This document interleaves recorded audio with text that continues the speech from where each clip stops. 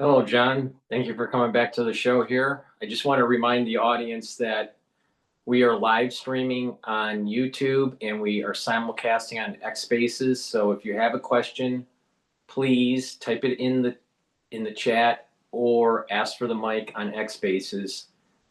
We want to interact with the audience, take your questions, so feel free to ask those questions. And also, I have details in the description of this video. You click the links to John's website and you can sign up for the periodical and his readings. We'll go over the details of that throughout this broadcast. But again, thank you, John, for joining the show here. And let's Yes. talk about your latest endeavor. Well, and before we do, I'm going to remind everybody, if you have been a long time with us, to click the like button to show if you've liked what we've done over the years. And if you're new watching us for the first time, if sometime now or at the end of our show you want to click the like button, this really helps us get more people coming to our attention, their attention to us. So thank you very much, whatever you do.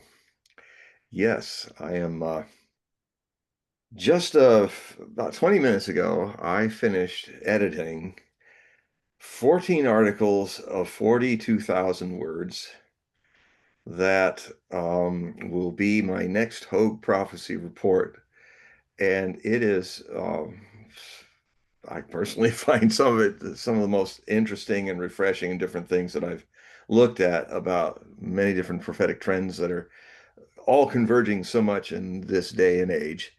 And what I was working on was a look at how the past Civil War has parallels in the pre-Civil War times of 1859 to 1860, the election, and then the actual war happening in 12th April 1861.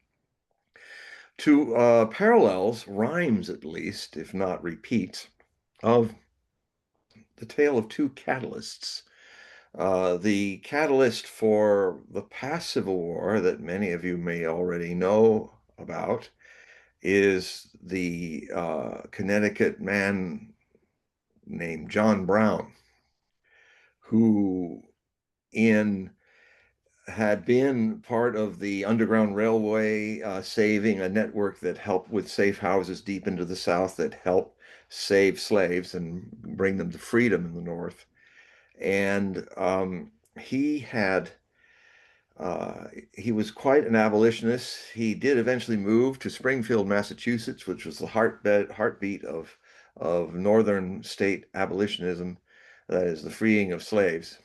And he was a tanner, a frontiersman, a number of things, but he is most famous for, in his final years, growing a beard about the length of mine, uh, and being a kind of almost biblical-like prophet and a very accurate prophet that he resolved back in 1847 by through just seeing things that were going on in the abolitionist movement that many of the people there were pacifists and hoped to compel and persuade the southern states to stop enslaving 8 million African Americans, now because they were in America, but they were slaves. And he felt that pacifism is all talk but no do. And he perhaps rightly foresaw that this terrible conundrum that the founding fathers of the American Revolution tried to solve the problem, attempt to solve it in creating the Constitution. But I think sometimes it's wise when a thing cannot be worked out to put it aside for the sake of the greater nation. Let's build the United States nation and somehow deal with slavery later. And so founding fathers did not wanted to destroy the revolution by trying to tackle this difficult issue of slavery. So it was kind of dealt with over the decades, but eventually it came to a point where one could actually say what John Brown said was right before before it became right. That even on the southern side, Robert E. Lee, and on the northern side, you got Ulysses S. Grant, both in the end reasoned to commanding generals of both sides. Both of them had to reason that we could not solve this problem with any means of civility, and that means the only way to solve it is on the battlefield.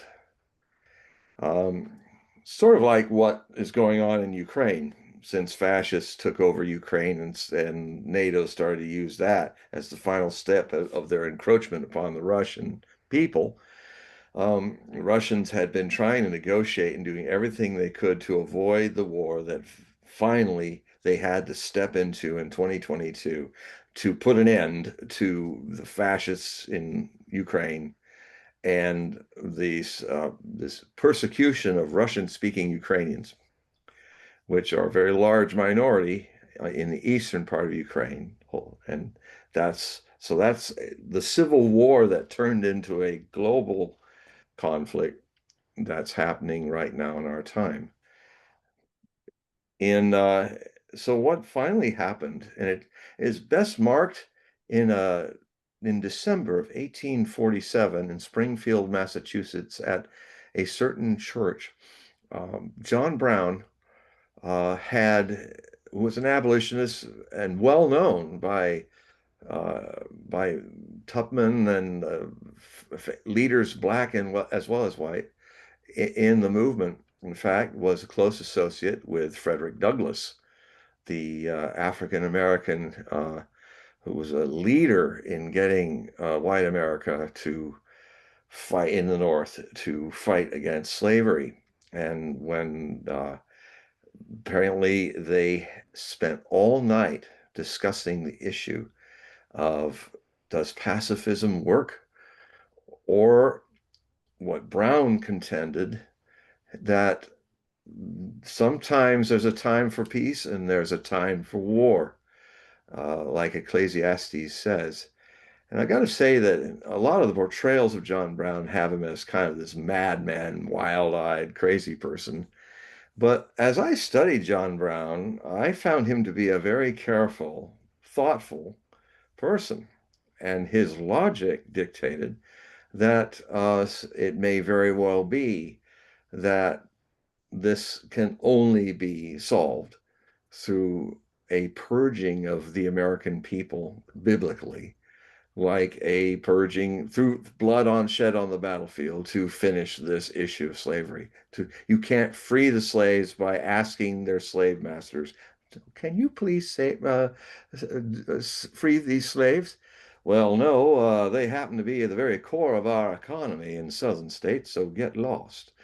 Um, and it's a very interesting issue that when it finally came to blows, um, before it came to blows, South Carolina's uh, Declaration of Independence and Secession from the South, which became modeled by and copied by all the other southern states, South Carolina being the first to secede, uh, talked about, and I've read it, it talks rightly about how the northern states were abusing the Constitution by allowing property from the South to be squirreled away and stolen and brought into the northern states. The problem with that point of view is the southern property were human beings, African slaves. And so, that crossed a moral line that the South was blinded to see. And it's quite ironic when you consider that it was a very religious time in the United States. There was a lot of people, everybody on both sides going to church, everybody on both sides. You notice, if you ever notice in photographs of the American Civil War, whether they're gray or Union officers and men and generals, they almost look like apostles from the Bible with their long flowing beards like mine. and so forth. So there was a, I often, it's a fact that Southerners and Northerners applied the Bible to reason the right to have slaves or the non-right to have slaves in the North. I mean, you've got to remember there were slaves in the Bible. Even Jesus helped a healed a Roman centurion slave, but he didn't say free a slave.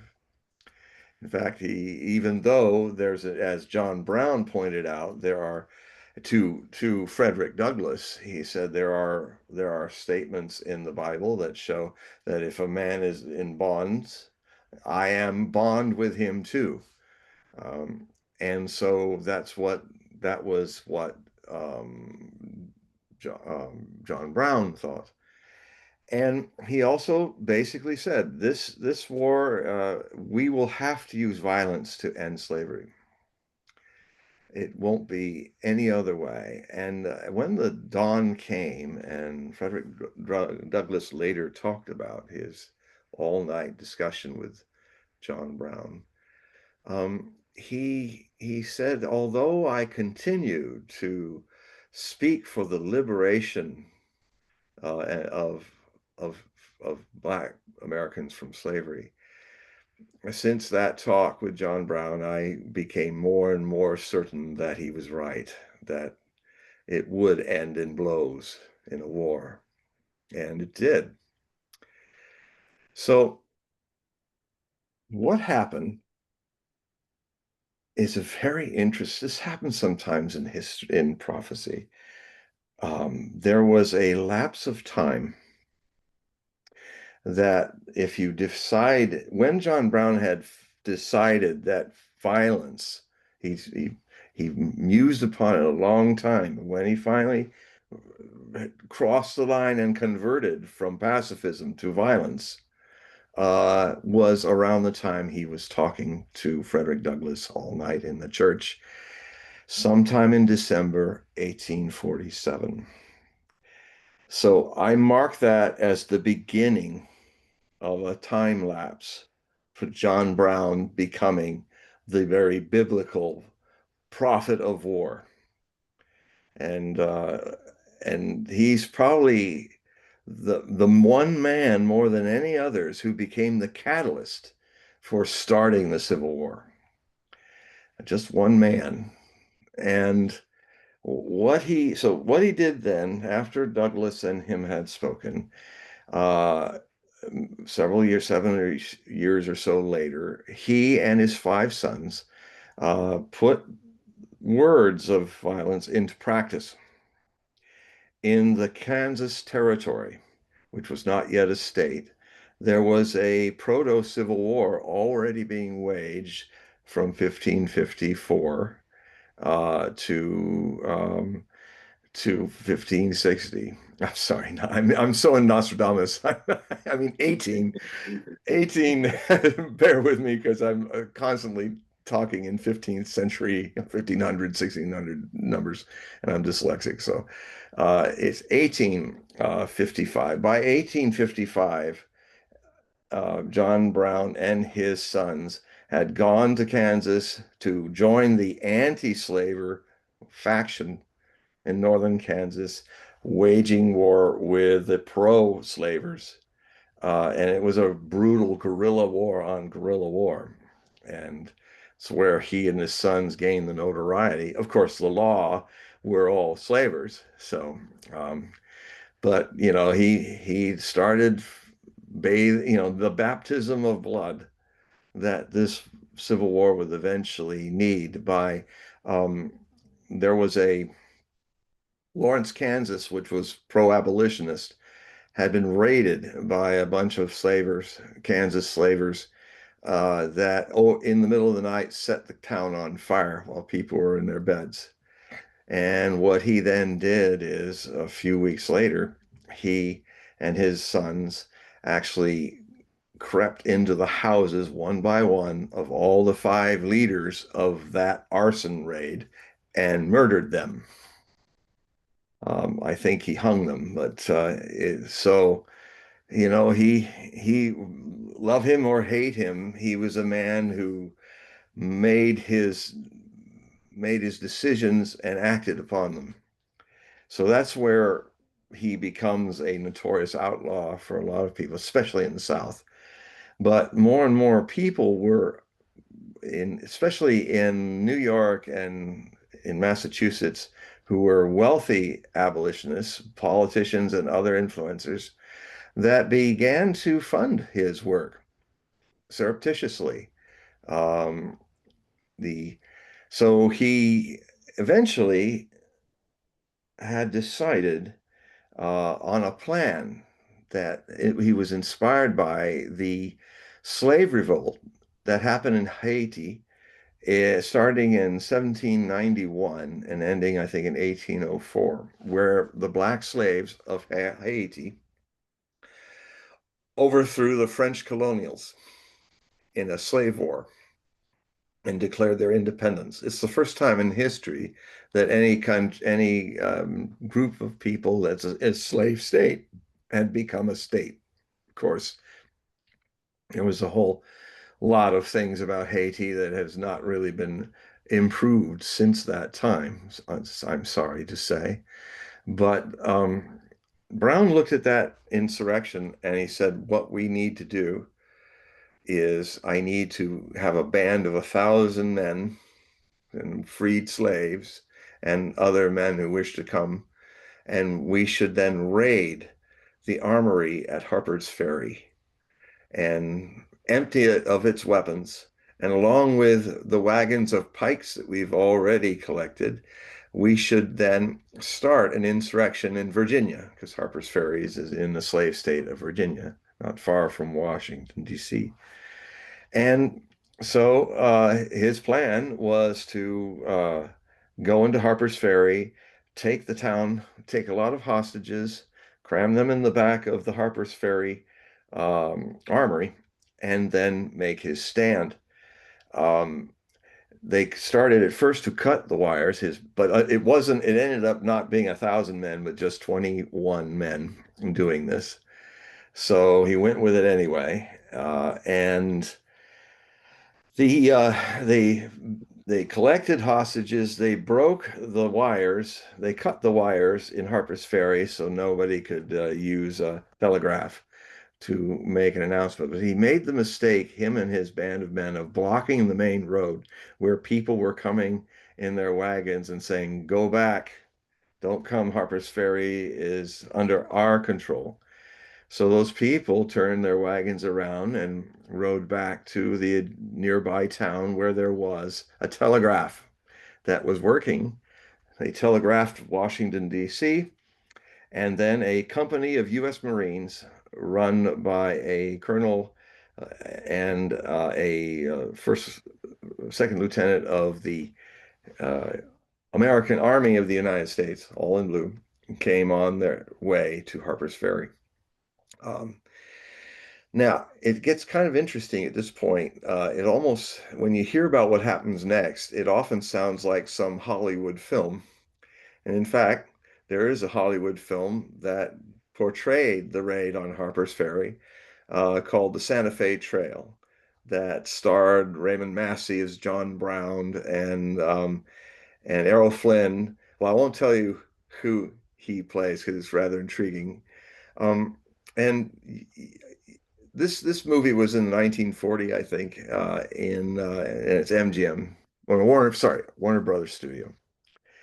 Um, this film, so this is what happens. The soldiers get there, the Marines get there, and then the Errol Flynn is told by the colonel to tie a white scarf on his tip of his curved saber and walk up to the door, pound on the door.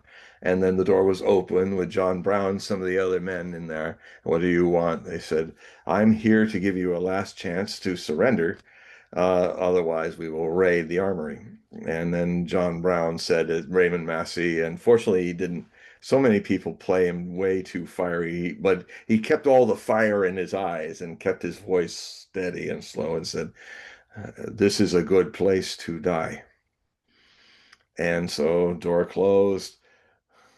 Um, Errol Flynn gives the signal, jumps out of the way of the front of the place, and all hell breaks loose with a lot of carbines, a hail of bullets and cannon fire hitting this little armory.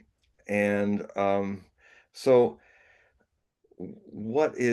I thought at first until I did the research, I've seen the movie many times, but I wasn't sure. I never actually checked to see if it was just Hollywood putting famous characters who would later be important in Civil War figures. John Brown, we already know, was the catalyst. But it so happens that Errol Flynn's part was actually, he was playing second lieutenant of the Jeb Stuart, who was a Union officer, but he was later to become the most famous cavalry officer of the Civil War, for the Confederacy. And his commander, overseeing the Marines, was none other than the Colonel Robert E. Lee, who later became the most significant commander of the Confederate forces and was commander of its most significant machine of war, the Army of Northern Virginia. So it turns out that John Brown did say those words, that these two were actually there. So two leaders of the Confederate rebellion, with John Brown against them in his rebellion, met at Harper's Ferry. Well, his people were Brown's people were overcome very quickly. I think one Marine was killed. They battered down the door, and in the process coming in, he lost one of his sons killed, another escaped. And he was then hit in the back of the head with a concussion by a Marine and arrested.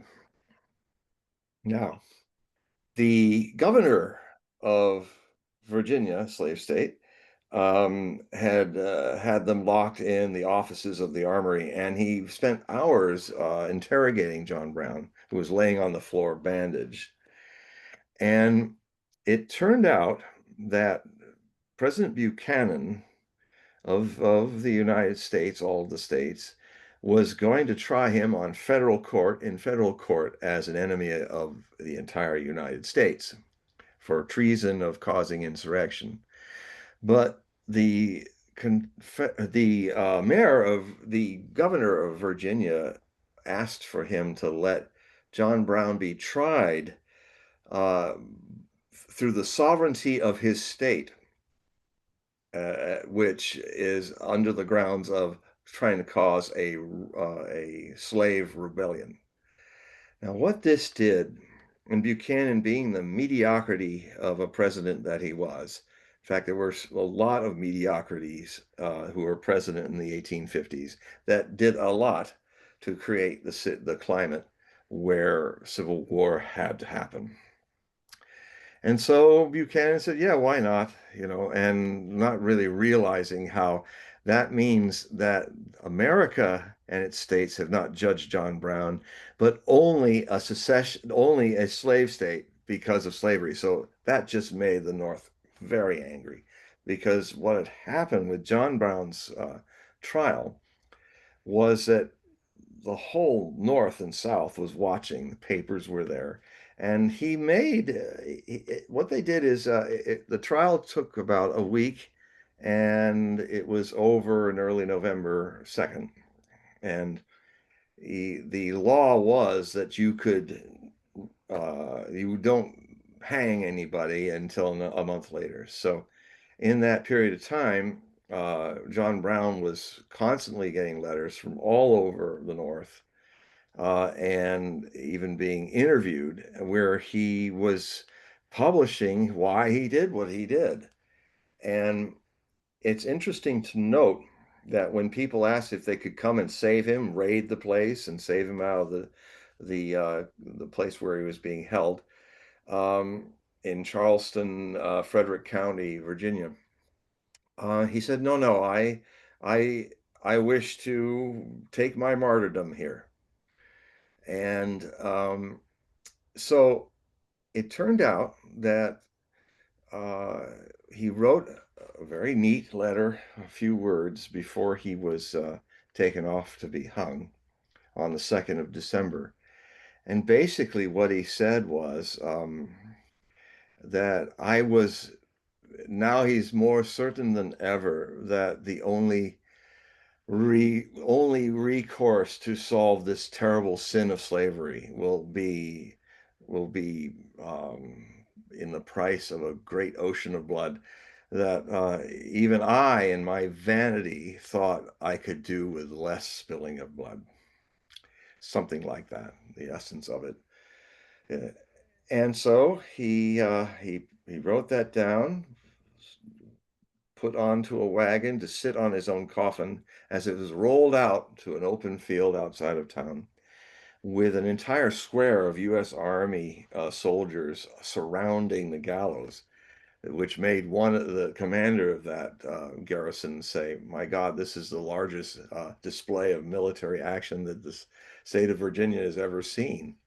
Little did he know that it was dwarfed by what was soon to come in a little more than a year, with vast armies fighting across Virginia, fighting across the states, mostly in the southern states, although, Lee would go into Gettysburg and Pennsylvania, and Kentucky would be hit in the western states.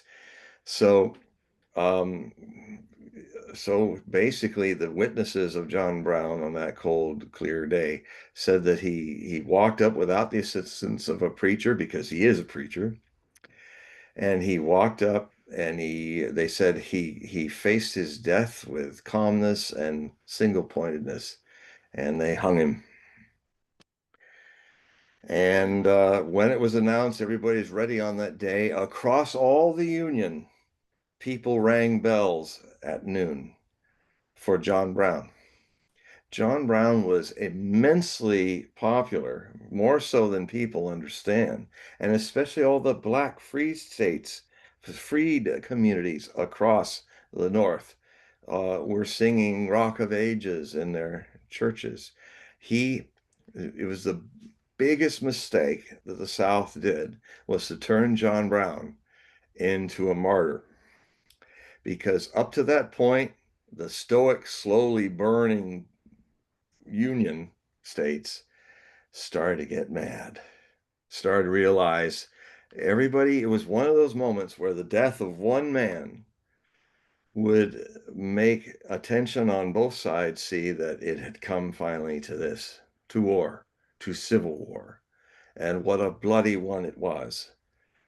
On the 12th of April, 1861, there were I think the 14th of April, 1865, 4 years and 2 days, uh, if my counting dyslexically is right, is that there was over 600,000 fatalities between the blue and the gray armies.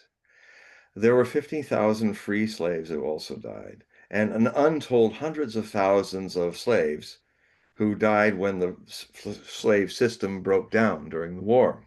And were no longer, and there were refugees, and they couldn't eat and stuff. So the amount of death exceeded 1 million Americans, black and white, in the Civil War. Everything that John Brown had predicted happened. And so this great, and he always said he did not blame just the South. He said the weight of sin is upon all Americans. And so they will repent through this terrible war and misery and destruction. And they did. But in a strange way, this country was purged of things. It started the difficult century to really bring civil rights to the African Americans. It all came from that one man on 2nd December being hung for his belief that violence must start to this thing, not pacifism, violence. You know, he John Brown read his Ecclesiastes like any good Christian would, the famous statement, there's a time for peace and a time for war.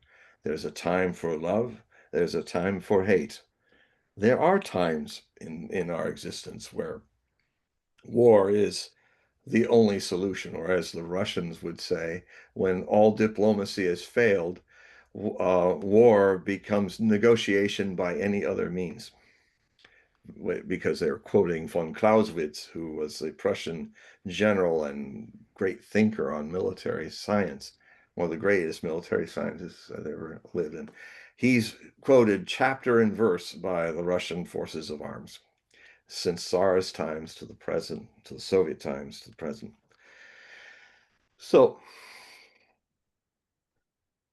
from December, we don't know the date, but from December 1847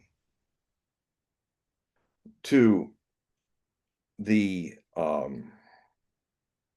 to that hanging, which immediately created an unraveling, followed.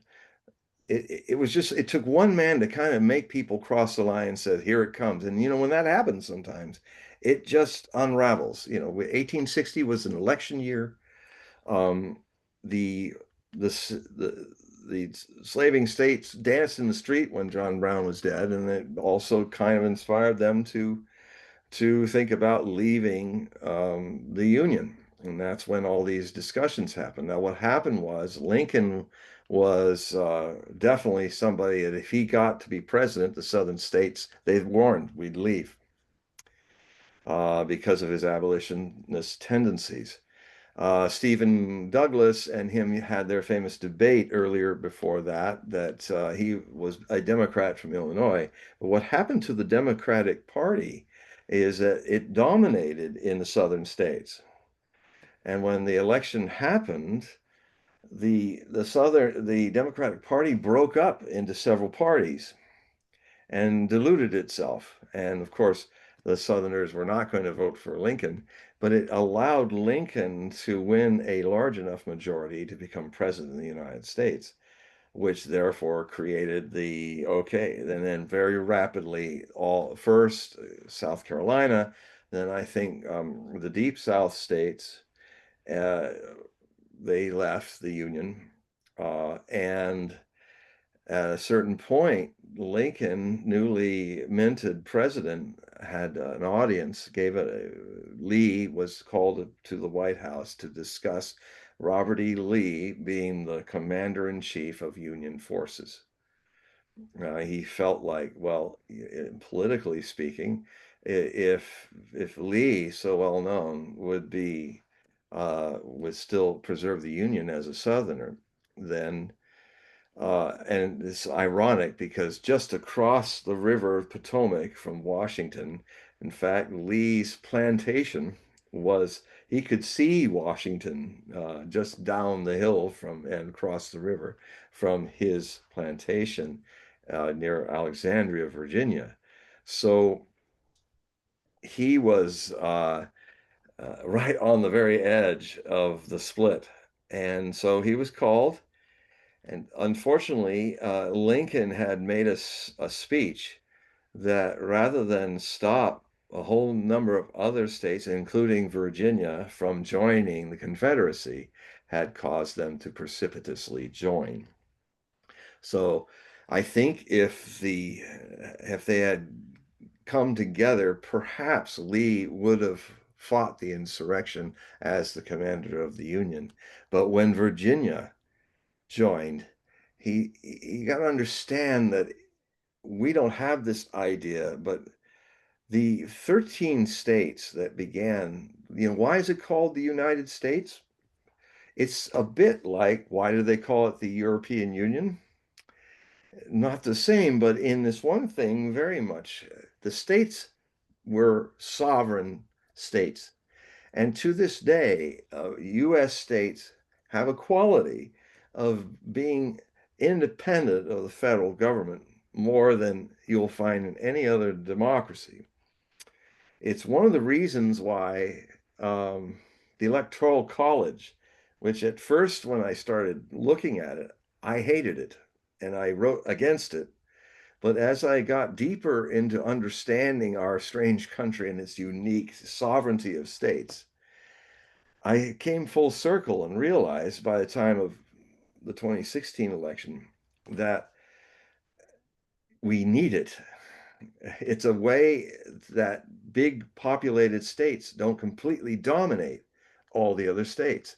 In a way, our Congress setup for the House and the Senate had tried a similar thing where the House of Representatives would be by population represented as the lower house, the pleb house, because it's modeled after the Roman Senate, the lower house of plebs and the senators.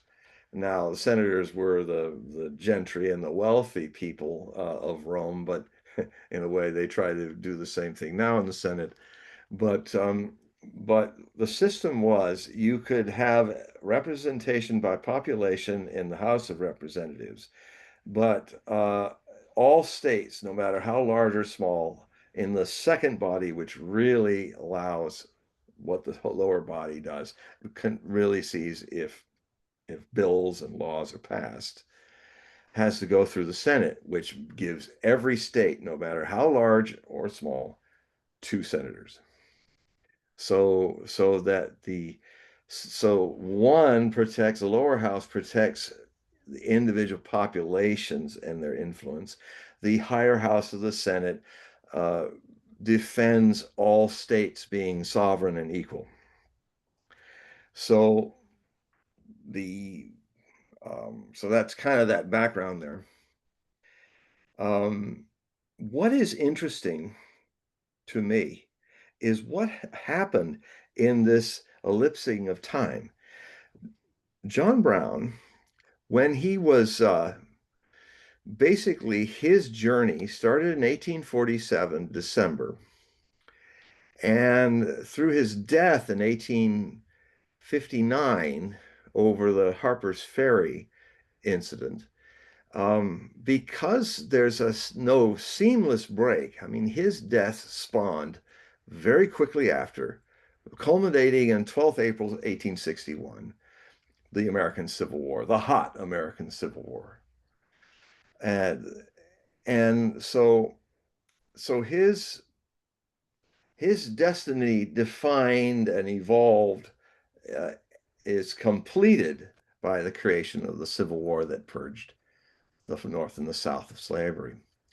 And it's interesting to note that the period of time that he became the activist of violence and the violence was fulfilled was 13 years, 4 months, and 12 days from 1847 to the beginning of the American Civil War on 12th April 1861 with the bombardment of the Confederates in Charleston Harbor of Fort Sumter.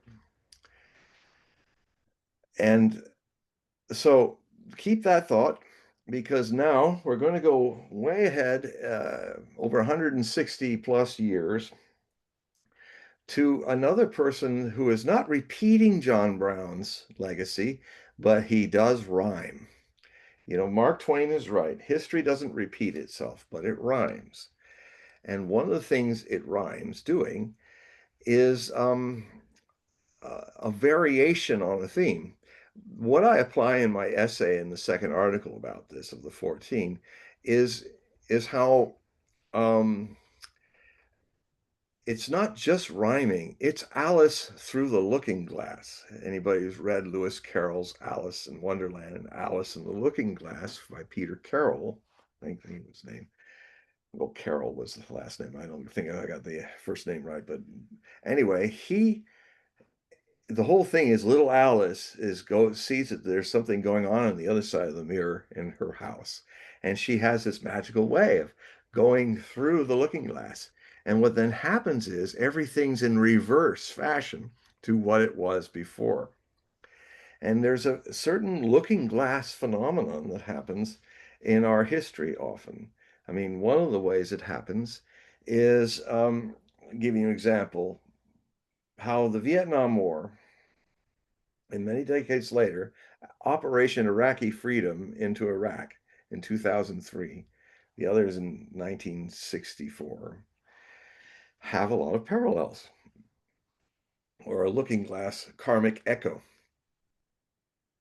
For instance, in 1964, there was an incident called the Gulf of Tonkin incident, where PT boats of the North Vietnamese Army of North Vietnam Navy purportedly fired upon U.S. destroyers.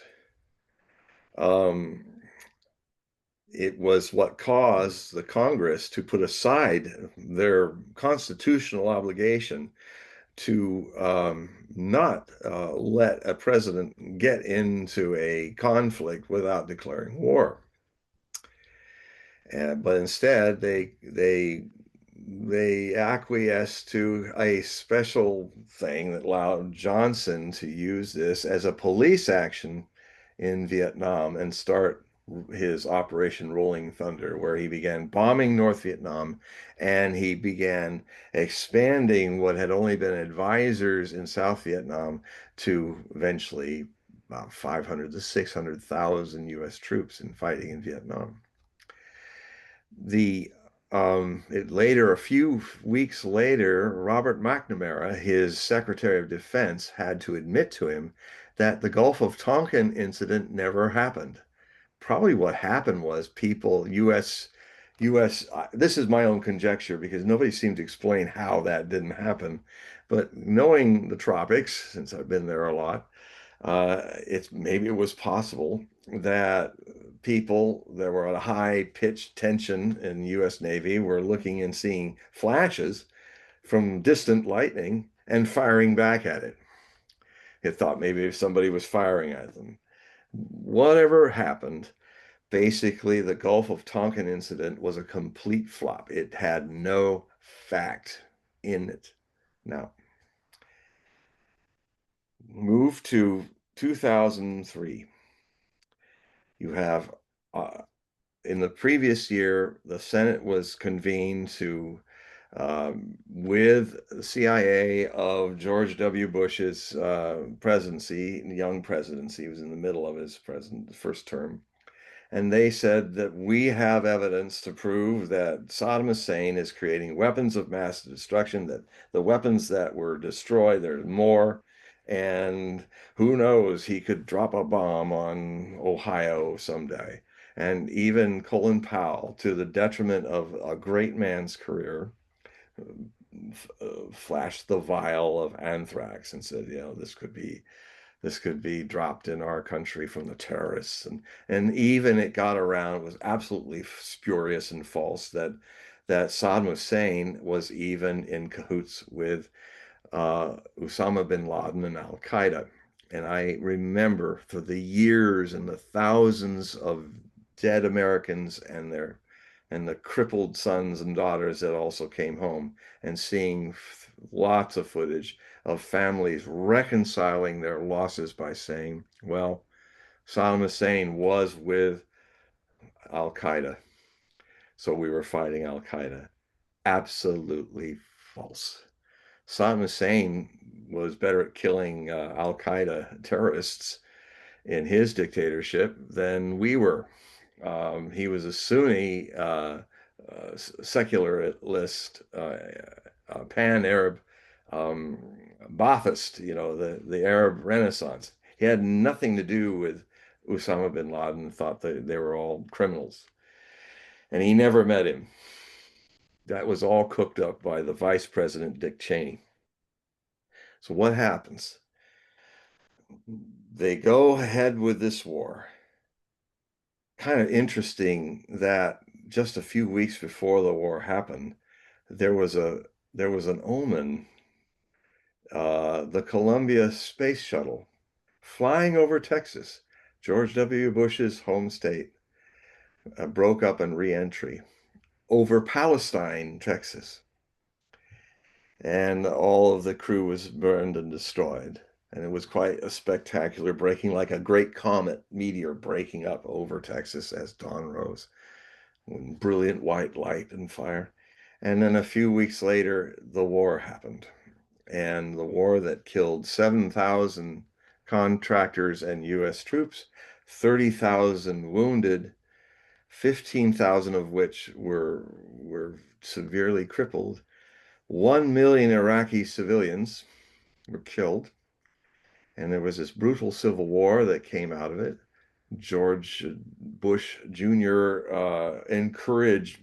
Dared Al Qaeda to get into the center of the heartland of the Arab world and fight his men on the streets.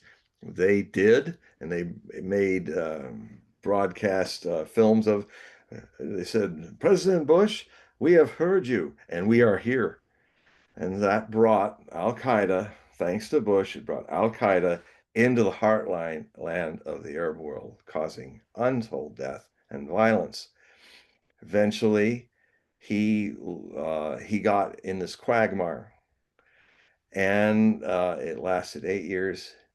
And the armies, when Obama was there, had to march out of Iraq in darkness so they wouldn't be bombed by roadside bombs as they left. We lost immense treasury. It was the first big wound, first big step in the decline and fall of the United States hegemon. Now, LBJ, President Johnson, Lyndon Baines Johnson, was a Texan. Lyndon Baines Johnson had the Gulf of Tonkin as his excuse for starting a war in Vietnam, which became a catastrophe for the United States, a quagmire lasting 8 or 9 years of combat, and was very detrimental, caused riots at home, all kinds of things. And it was all based on a lie. Go ahead. And he's a Democrat, by the way. Go ahead to 2003, and you have a Republican Texan, George W. Bush, not going into a jungle to get the Americans killed, but going into a quicksand, into a desert, and having his own Vietnam, his own getting the Americans into a civil war like North and South Vietnam, now fighting Sunni and Shia Muslims in the streets of Baghdad, in the crossfire.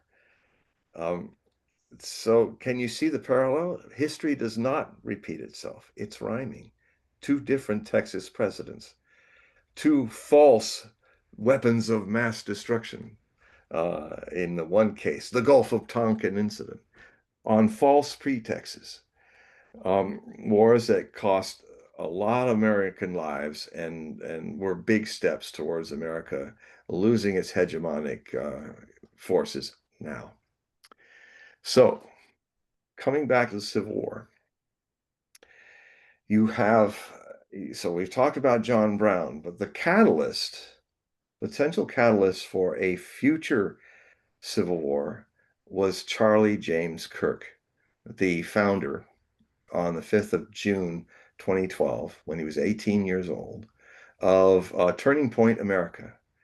He became a leader of Christian nationalist movement uh, and also a great influencer in the MAGA movement, Make America First movement, to the point that during the presidential elections of 2024, he convinced a very disgruntled majority of Democrats who were young and moderate, did not like how the woke people abducted their party. They left the Democratic Party, joined the MAGA voters, and got Trump reelected in a delayed second term. Now, so this is huge changes, and a lot of it was because of Charlie Kirk's debating, his evangelism, and so he was a one man that made a huge change. Notice that um, Brown in this rhyme was an old at the end, wearing the long white beard and looking. He was 59. That's pretty old for those days. An old white-haired man. He's replaced by a young John Brown, who wasn't even 32 before he was assassinated and killed. Both men died through the neck. Brown by the noose, Charlie Kirk shot through the neck. And so what now? what is different with this is that, and I stress again, John Brown, there's no break in the seam of what John Brown did to incite a civil war, hot civil war. It just his death galvanized it, sped it along.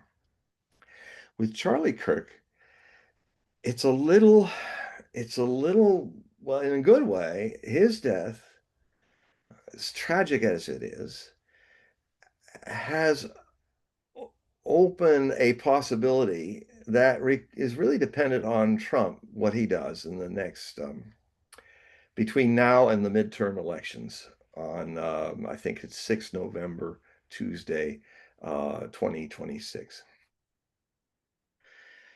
Kirk, um, a lot of Americans, including Charlie Kirk, before he was killed, and my articles go into the whole what the hell that's all about, which might even lead to international influence from a certain Middle Eastern country, a certain prime minister, that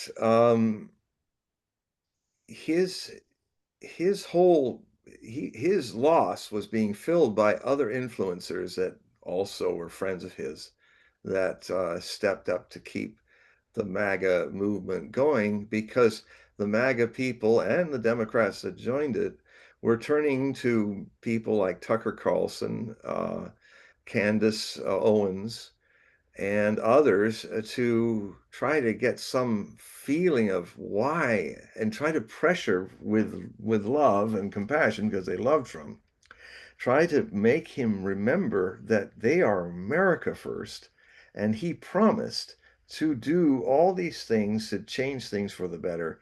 No more foreign wars, no more even having to stop in his fantasy that he stopped 4 wars, and then here he is, uh, fighting a proxy war with Russia in Ukraine, um, deep involved in the collapse of Syria and the wars that Israel is involved with. He is the enabler, like Biden was before, of the genocide that's going on in Palestine, in the Gaza Strip, by Zionists.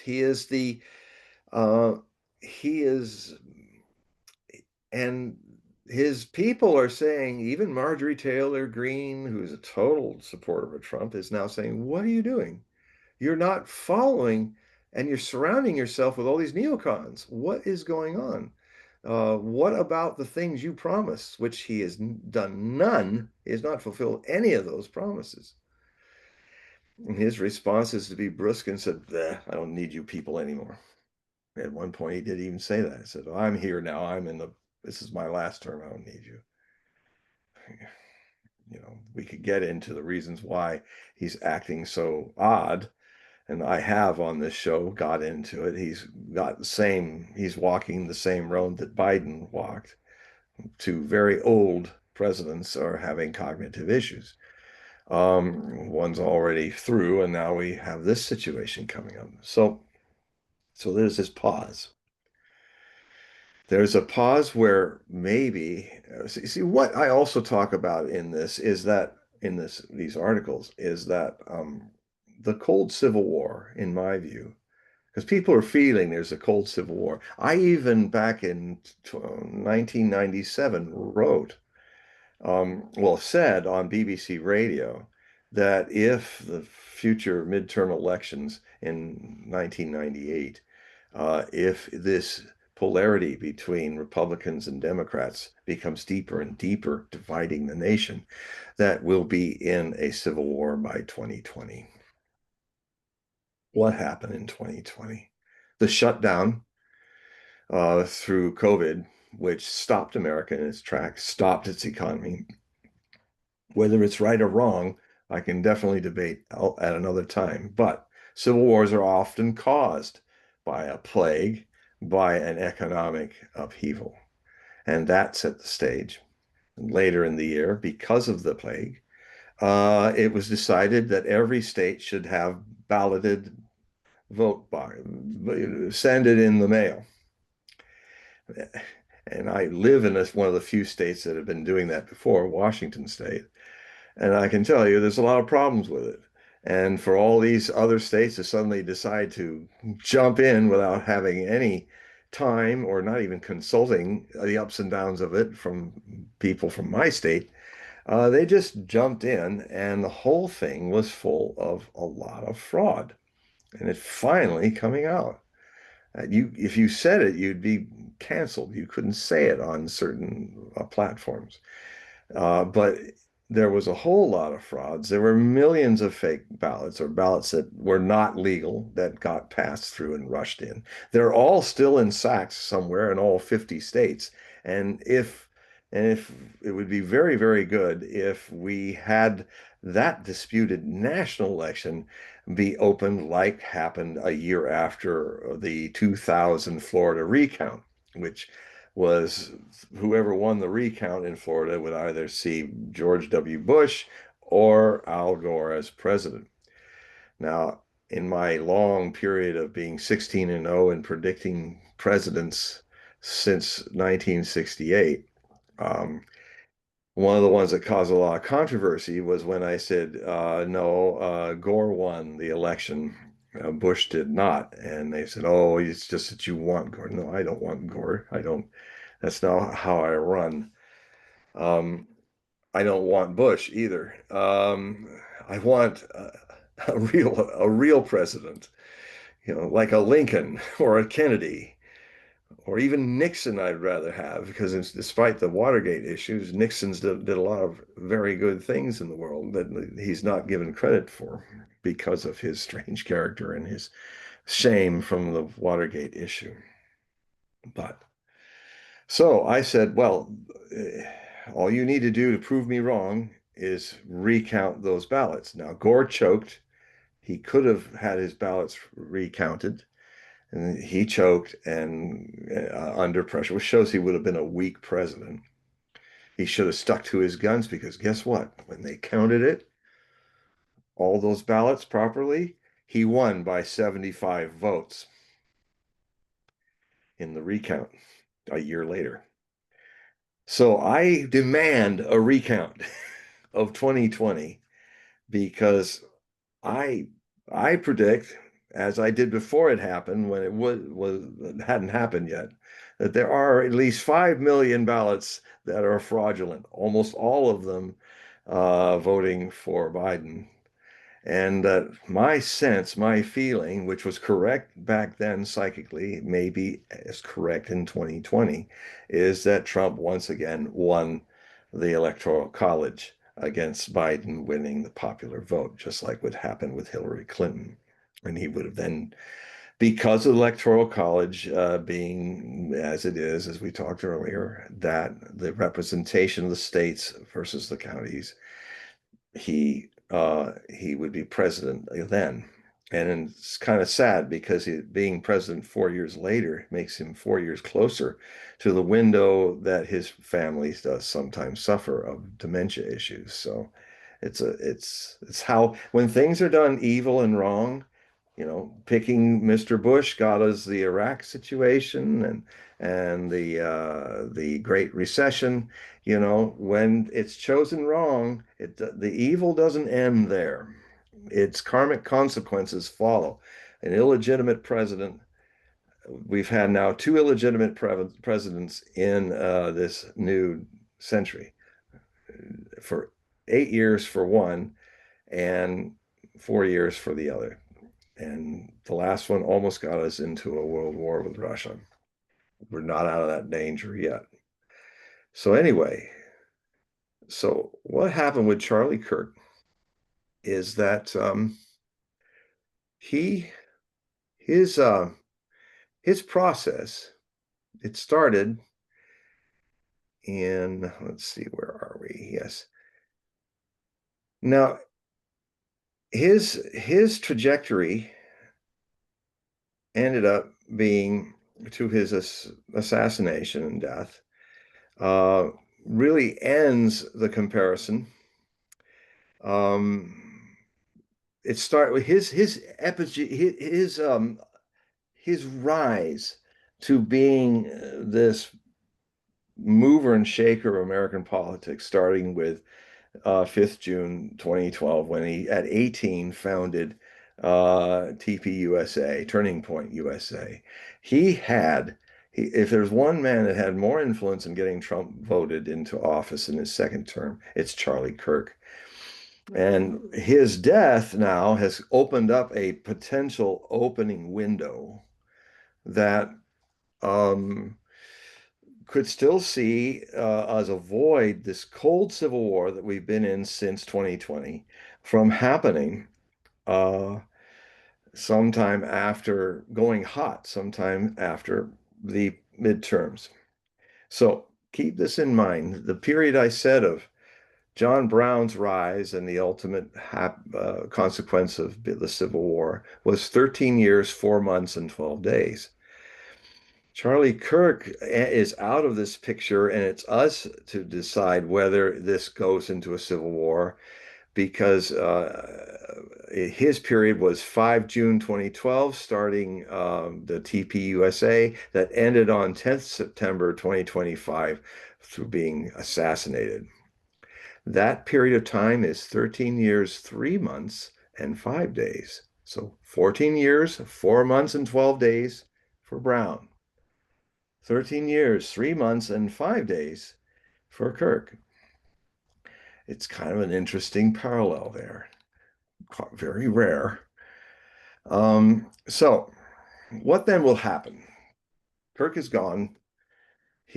Will Trump take up actions that would cause, will he continue to follow his cabinet of neocons and ignore all the things he promised his people that he would fulfill, and get more and more lost in forever wars? Will he do that? Well, if he does, what could happen is by November of 2026, when the midterm elections happen, if he continues to alienate, it's very possible that the MAGA people and the Democrats that also voted along with the MAGA people to make him president will, in the midterms, sit on their votes. And if that happens, then a small majority, not anything close to what do they call it? Not anything close to a 16% or more people voting beyond, a proof that the majority spoke, but a minority that wins because the other people didn't vote, which often happens in midterms, but in this coming midterm could really be a record-breaking low turnout for a completely disgusted MAGA and red conservative American base.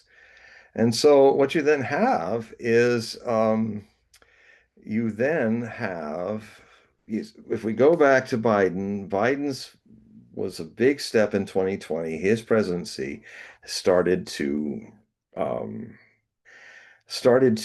use lawfare, and with the control of the Democratic Party by extreme woke people, just controlled the party, be radicalizing it.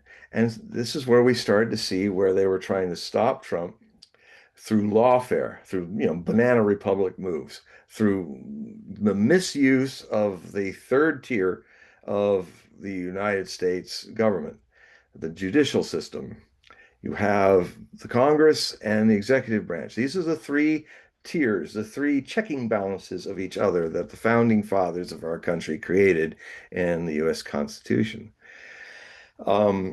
They started to misuse where, this idea. So what then happened is it really galvanized a lot of people to vote for Trump as well. That is what also made a lot of people leave the Democratic Party. And because Biden was not compos mentis to really even run, and the person that was replacing him kind of in a coup, a White House coup, Kamala Harris, was a rather cackling fool. And her choice for vice president was a piece of a piece of cuckoo. from Minnesota. Um, and I must say, I agree with him on one thing. He said, sometimes I'm a knucklehead. I just disagree. I think you're always a knucklehead.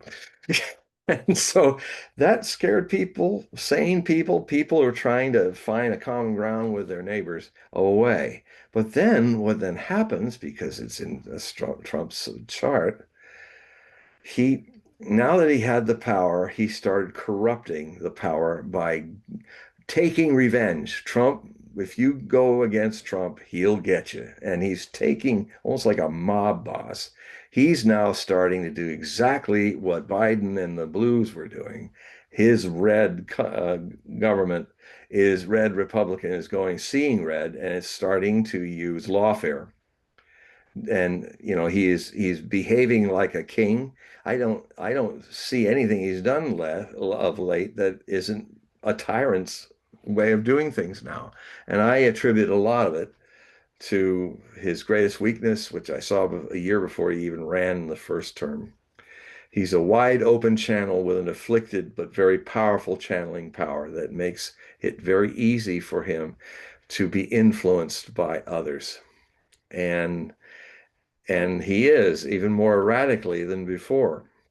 So if that doesn't change, if he doesn't turn that around between now and the midterm election and start doing what the people who voted him into office wanted him to do, they won't vote for him. And then what's left is a return of even a worse blue meanie backlash than Biden that will create in his final 2 years of his presidency will create a climate of the cold Civil War having turned into a war of lawfare between the blue and the red, not the blue and the gray anymore. That's another rhyme. The blue and the red waging a political lawfare war and leaving the third tier of government out of the loop because no one is following the Constitution. This would then create, if the 119th Congress becomes both Democrat houses against Trump, that war will ensue in early 2027 up to and possibly before that Congress is replaced and the president retires in 20th January 2029. Somewhere in that area, we will see this cold civil war since 2020 become a hot civil war and a really nasty one. A balkanization is what I called it. I mean, in the thing I predicted back in 1997, I wrote this comment. If the US Congress continues to sustain and intensify a partisan deadlock between Republican and Democrat legislators into the early decades of the 21st century, there will be a balkanization of America, either caused by a bloody civil war or revolution beginning by 2020. I said that on BBC Radio in 1997. Um, Now, I have a book called Beyond Alt Left, Beyond Alt Right, Alt Right, Alt Left, a community of Americans, which I wrote in 2017, um, where are we here? Here we go. Where I mentioned not only my own prediction, but also a number of American seers from the latter half of the 19th century who, after the Civil War, very clearly and succinctly and in detail predicted that if there was a Second World War, it would be a balkanization of America. Uh, One of the founding fathers of the Mormonism, Orson Pratt, I'm just going to give an example of one of the prophets talking about that. Um, and I presented him in this way. In the 1870s, Orson Pratt, one of the early fathers of Mormonism, described the coming balkanization of America would be a war pitting, and I quote, neighborhood against neighborhood, city against city, town against town, state against state, and they will go forth destroying and being destroyed. Manufacturing will almost cease. Great cities will be left desolate. That's a potential future that is looming before us and the American people. So I say to you, if you don't want it to happen, redouble lovingly to the president, but make him hear you. He channels whoever is loudest. Make him come back to channel what he promised you, why you voted for him, Democrats and Republicans. Or else you are facing a far worse civil war than the one that we endured in the 1860s, that John Brown said was only could be ended, the slavery, through blood. What about your slavery? What about your slavery to literacy, to your Constitution? How many of you have read your Constitution, if you are Americans? Do you not think it's the very responsibility of a citizen of this country that you read this 4,000 plus word document and know your rights and know, therefore, how they are not being followed? There's been a conspiracy in this country since the 1980s where powers that be, which have always been against our Bill of Rights, even in the days of George Washington as the first president, they have been against our Bill of Rights. You know, the attack on the First Amendment began maybe months after the Constitution was signed, and it goes on. A lot of people who are power freaks do not like the First Amendment, freedom of speech and religion, freedom of assembly, uh, which requires a free press to keep the citizens informed. They're against the Second Amendment, which I think is quite radical in any constitution that's been made, because it basically gave the right, it can be interpreted that it gave the right for the people to rise up in arms to overthrow a government that is not fulfilling this constitution. So the right to bear arms and form militias, uh, you can debate what arms they are because that is not detailed, but it gives the rights of states to defend their sovereignty. The South thought they had a right to do that because their property was being stolen. But since the property was human beings and it was rather immoral property, it ended up to blows. If this civil war happens, it's because the American people have succumbed to a long, slow process of pulling civics classes out of all of your schools. Because what they learn from the post-war period into the 60s and 70s is that people, high school kids, couldn't get a diploma unless they had civics class. And and that means kids who were African Americans in the 50s, they knew their civil rights because they had civics classes. That is why Martin Luther King was able to advance, because he was not alone. He had a whole literate population of African Americans who knew their rights. That is why the complete abuse of Congress not declaring war in Vietnam, making it some kind of quasi something, but not what the Constitution says. Only the Congress can vote whether we go to war or not the president. That's the checks and balances. The Congress, so the people that burnt their draft cards when I was growing up during the Vietnam years, they were actually legally right to do that because the draft board and its government was committing an illegal act, sending them to war. And back then, it was through a draft. So you didn't choose to volunteer to the armed forces. Everybody had to serve in the draft. And if you were drafted, you had two choices. You could be a volunteer and join the Navy, the Marines, and the Air Force. But you're going in. And it was also spread across all classes. So whenever we went to war in the 60s and 50s and stuff, everybody's family, rich and poor, could lose children in such a war. So people were a lot more, I mean, in a way, one of the worst things that happened in the United States was when we went all volunteer army.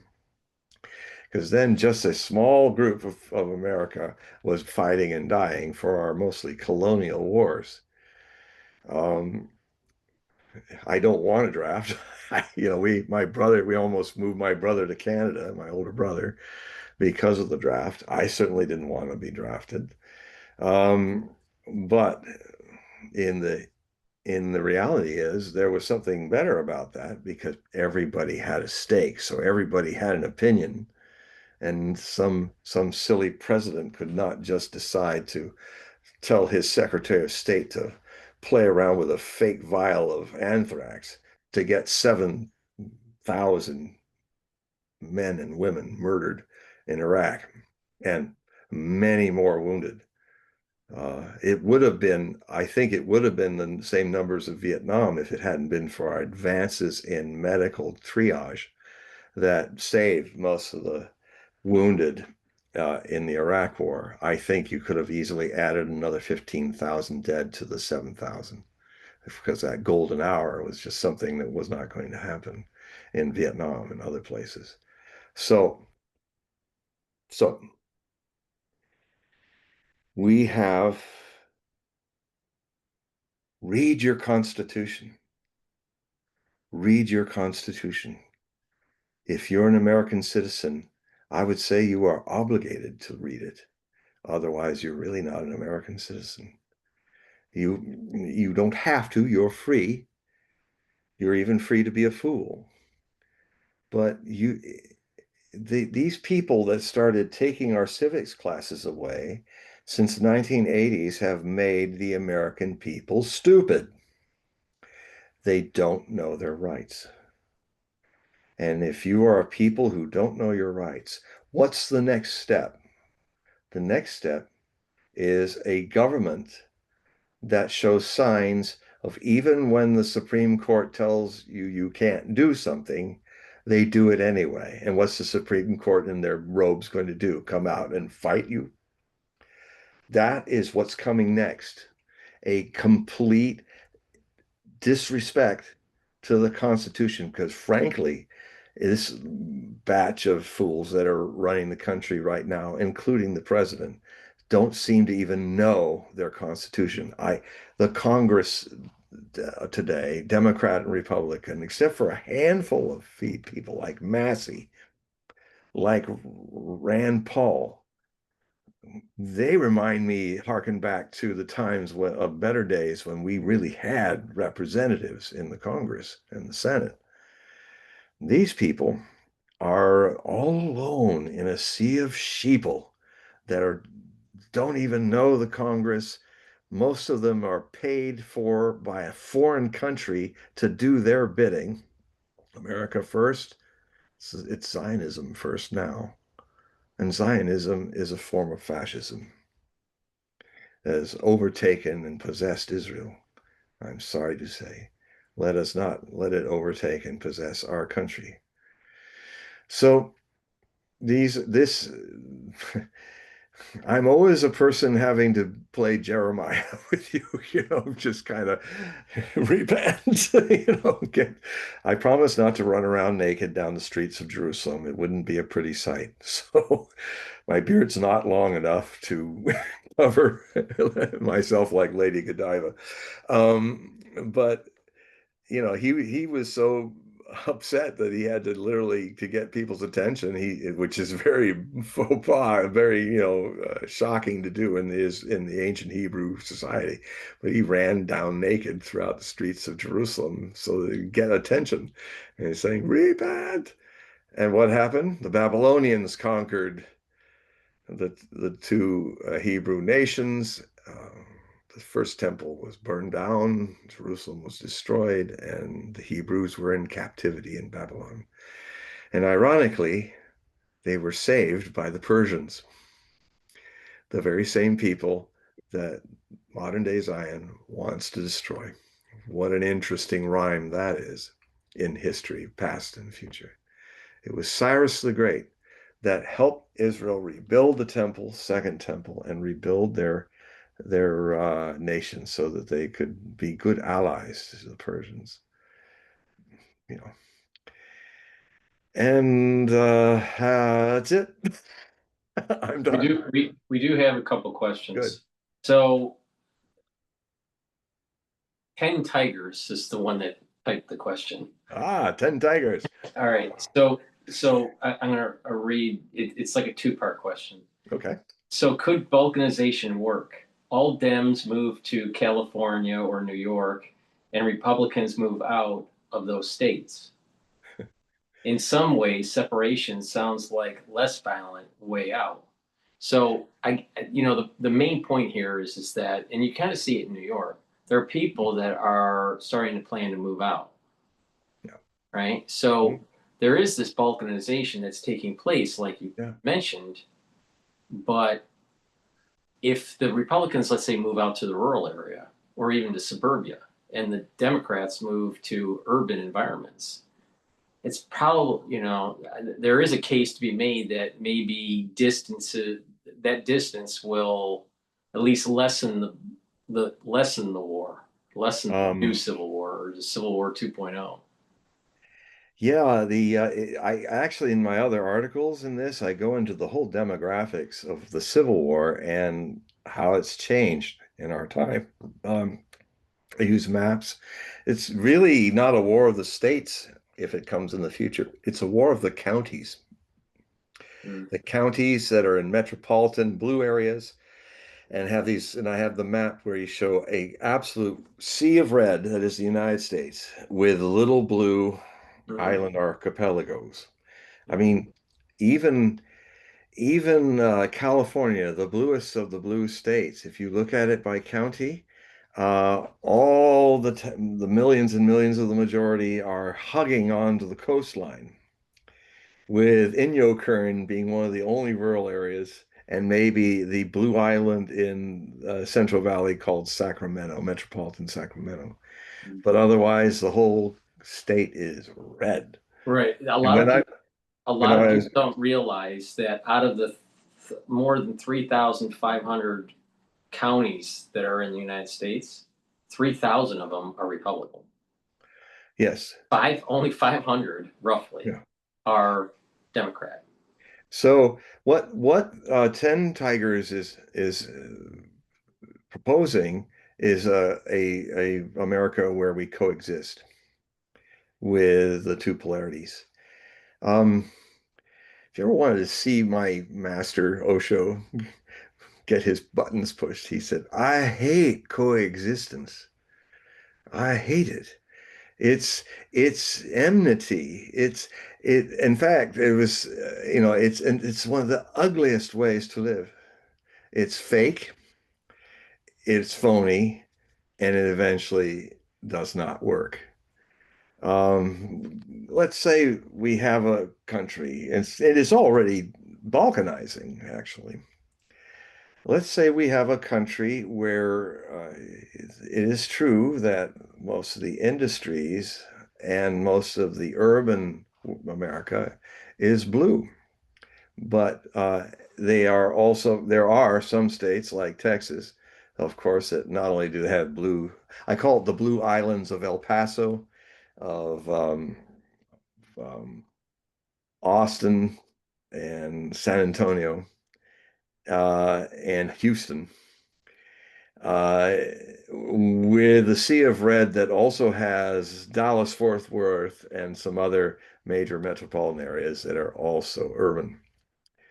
So in a way, Texas would be the kind of most powerful state in the ruralist America,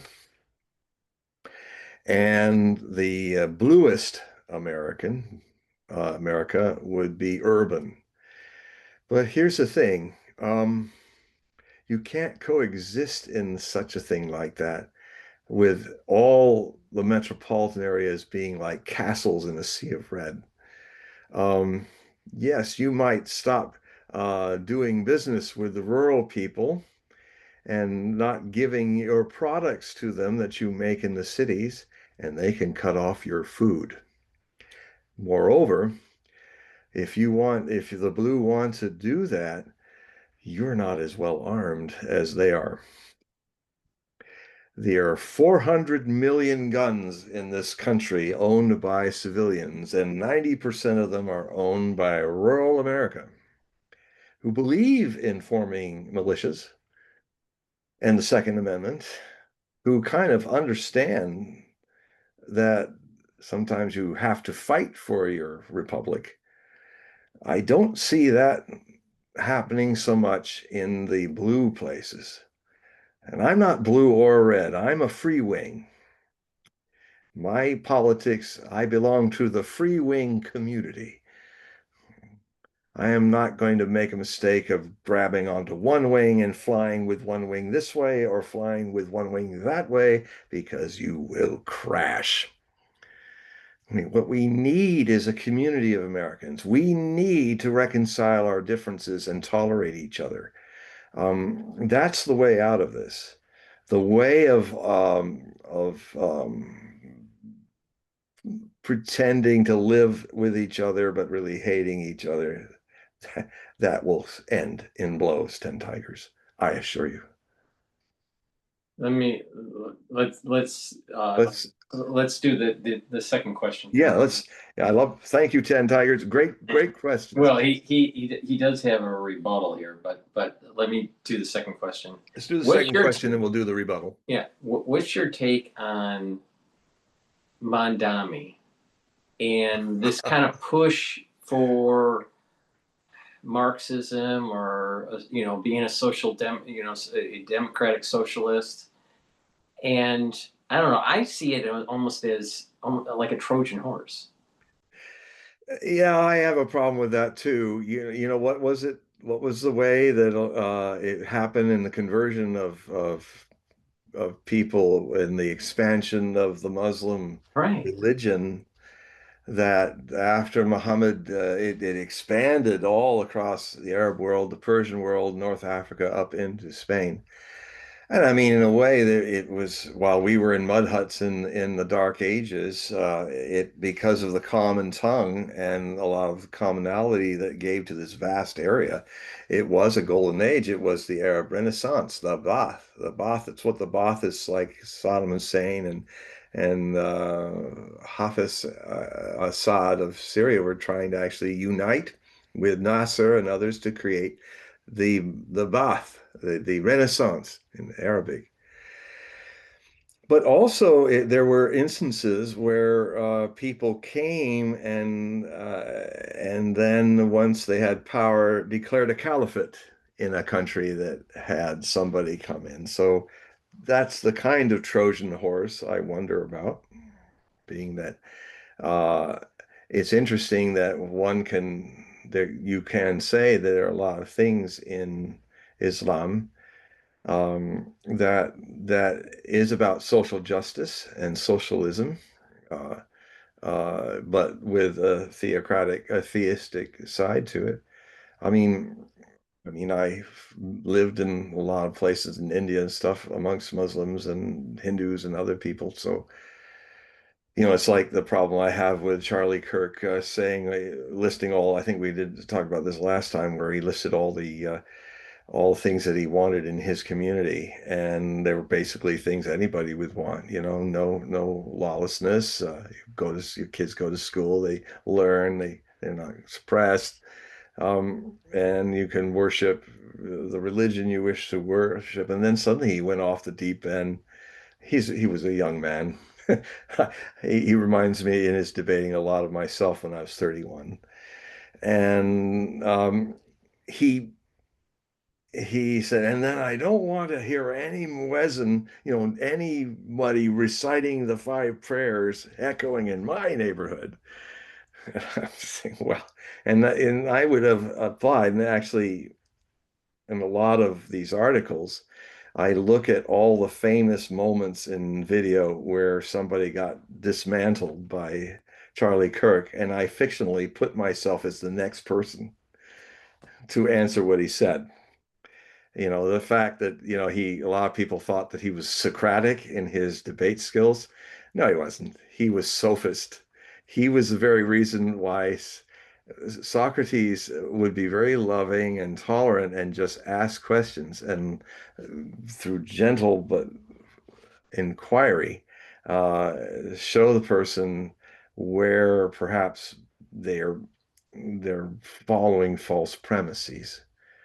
And it still got him poisoned by Athens, by the sophists who basically, I mean, for instance, there's one major problem. How can you be um, a sophist uh, who looks at skeptical inquiry? And that means skepticos means not cynical inquiry, where you're open, like to doubt in its true meaning is to hover between two possibilities. You're right or you're wrong, and then go deep into it.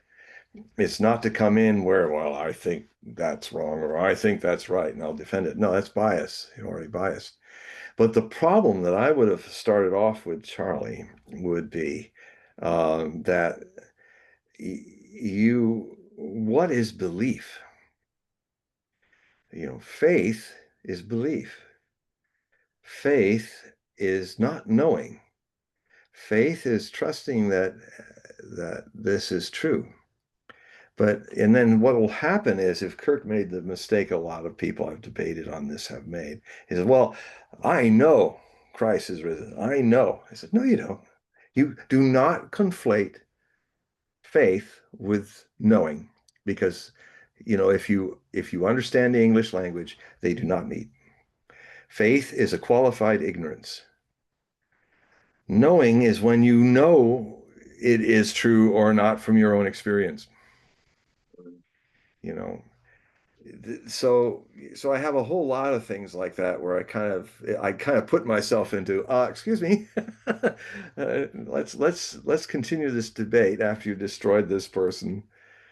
And it's not her fault or his fault. It's just it's a testimony to how them and their parents have wasted their money on this Utah university, who doesn't know how to teach critical thinking, probably because they don't want to teach them critical thinking. Because then they're not such malleable cogs in the descent of this country into fascism. So, what was his question? What was Ten Tiger's question again? My Oh, brain again. the rebuttal, or the No, Mon. no, the second one, All then the right, rebuttal. all right. The Mandami question is, Oh, Mamdani, I remember now. I what's your take I on remember. what's going on in New York, and do you think that I have been following it.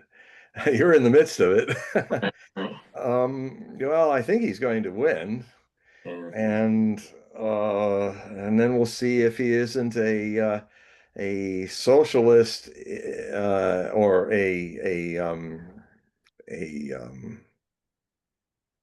Muslim fundamentalist in socialist clothing. And it isn't a Trojan thing. It's possible. It's yeah. possible. There's two layers to this. There's the Marxism layer, and then there is the extreme Muslim layer, and it's almost like it's a wolf in sheep's clothing, but who's the wolf? Yeah, Is and the and wolf? and Is the frankly, wolf? there's a lot of you can see a similar thing happening in Christian nationalism. Christian nationalism is, if somebody's elected as a Christian nationalist, and frankly, Charlie Kirk had a very good chance. I write about it, that people were considering him to be the next JFK and running, maybe in the next election or after that, and becoming, JFK would be replaced by CJK, Charles James Kirk.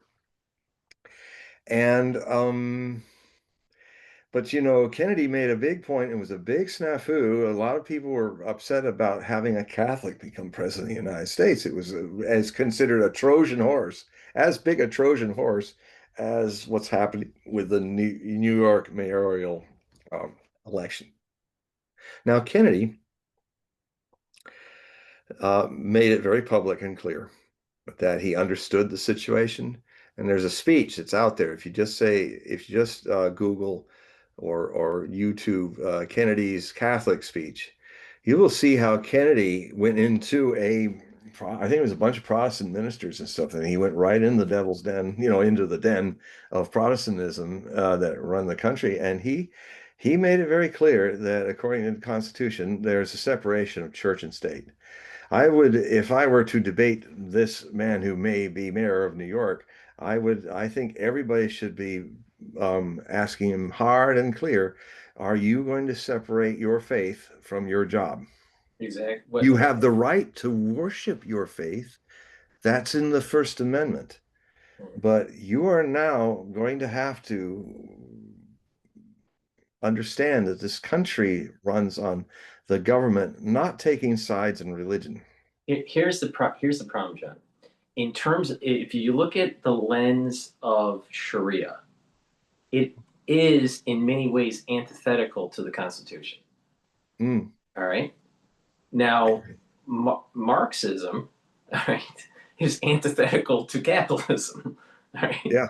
All right. So if our Constitution is laid on the foundation of the Enlightenment in John Locke, Yes. about life, liberty, and in his case, in John Locke's case, he mentions property.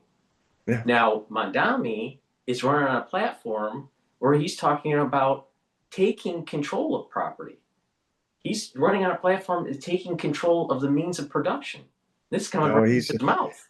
So well, this is antithetical to the Enlightenment and yeah, literally the foundation of our Constitution. absolutely. I would never vote for him.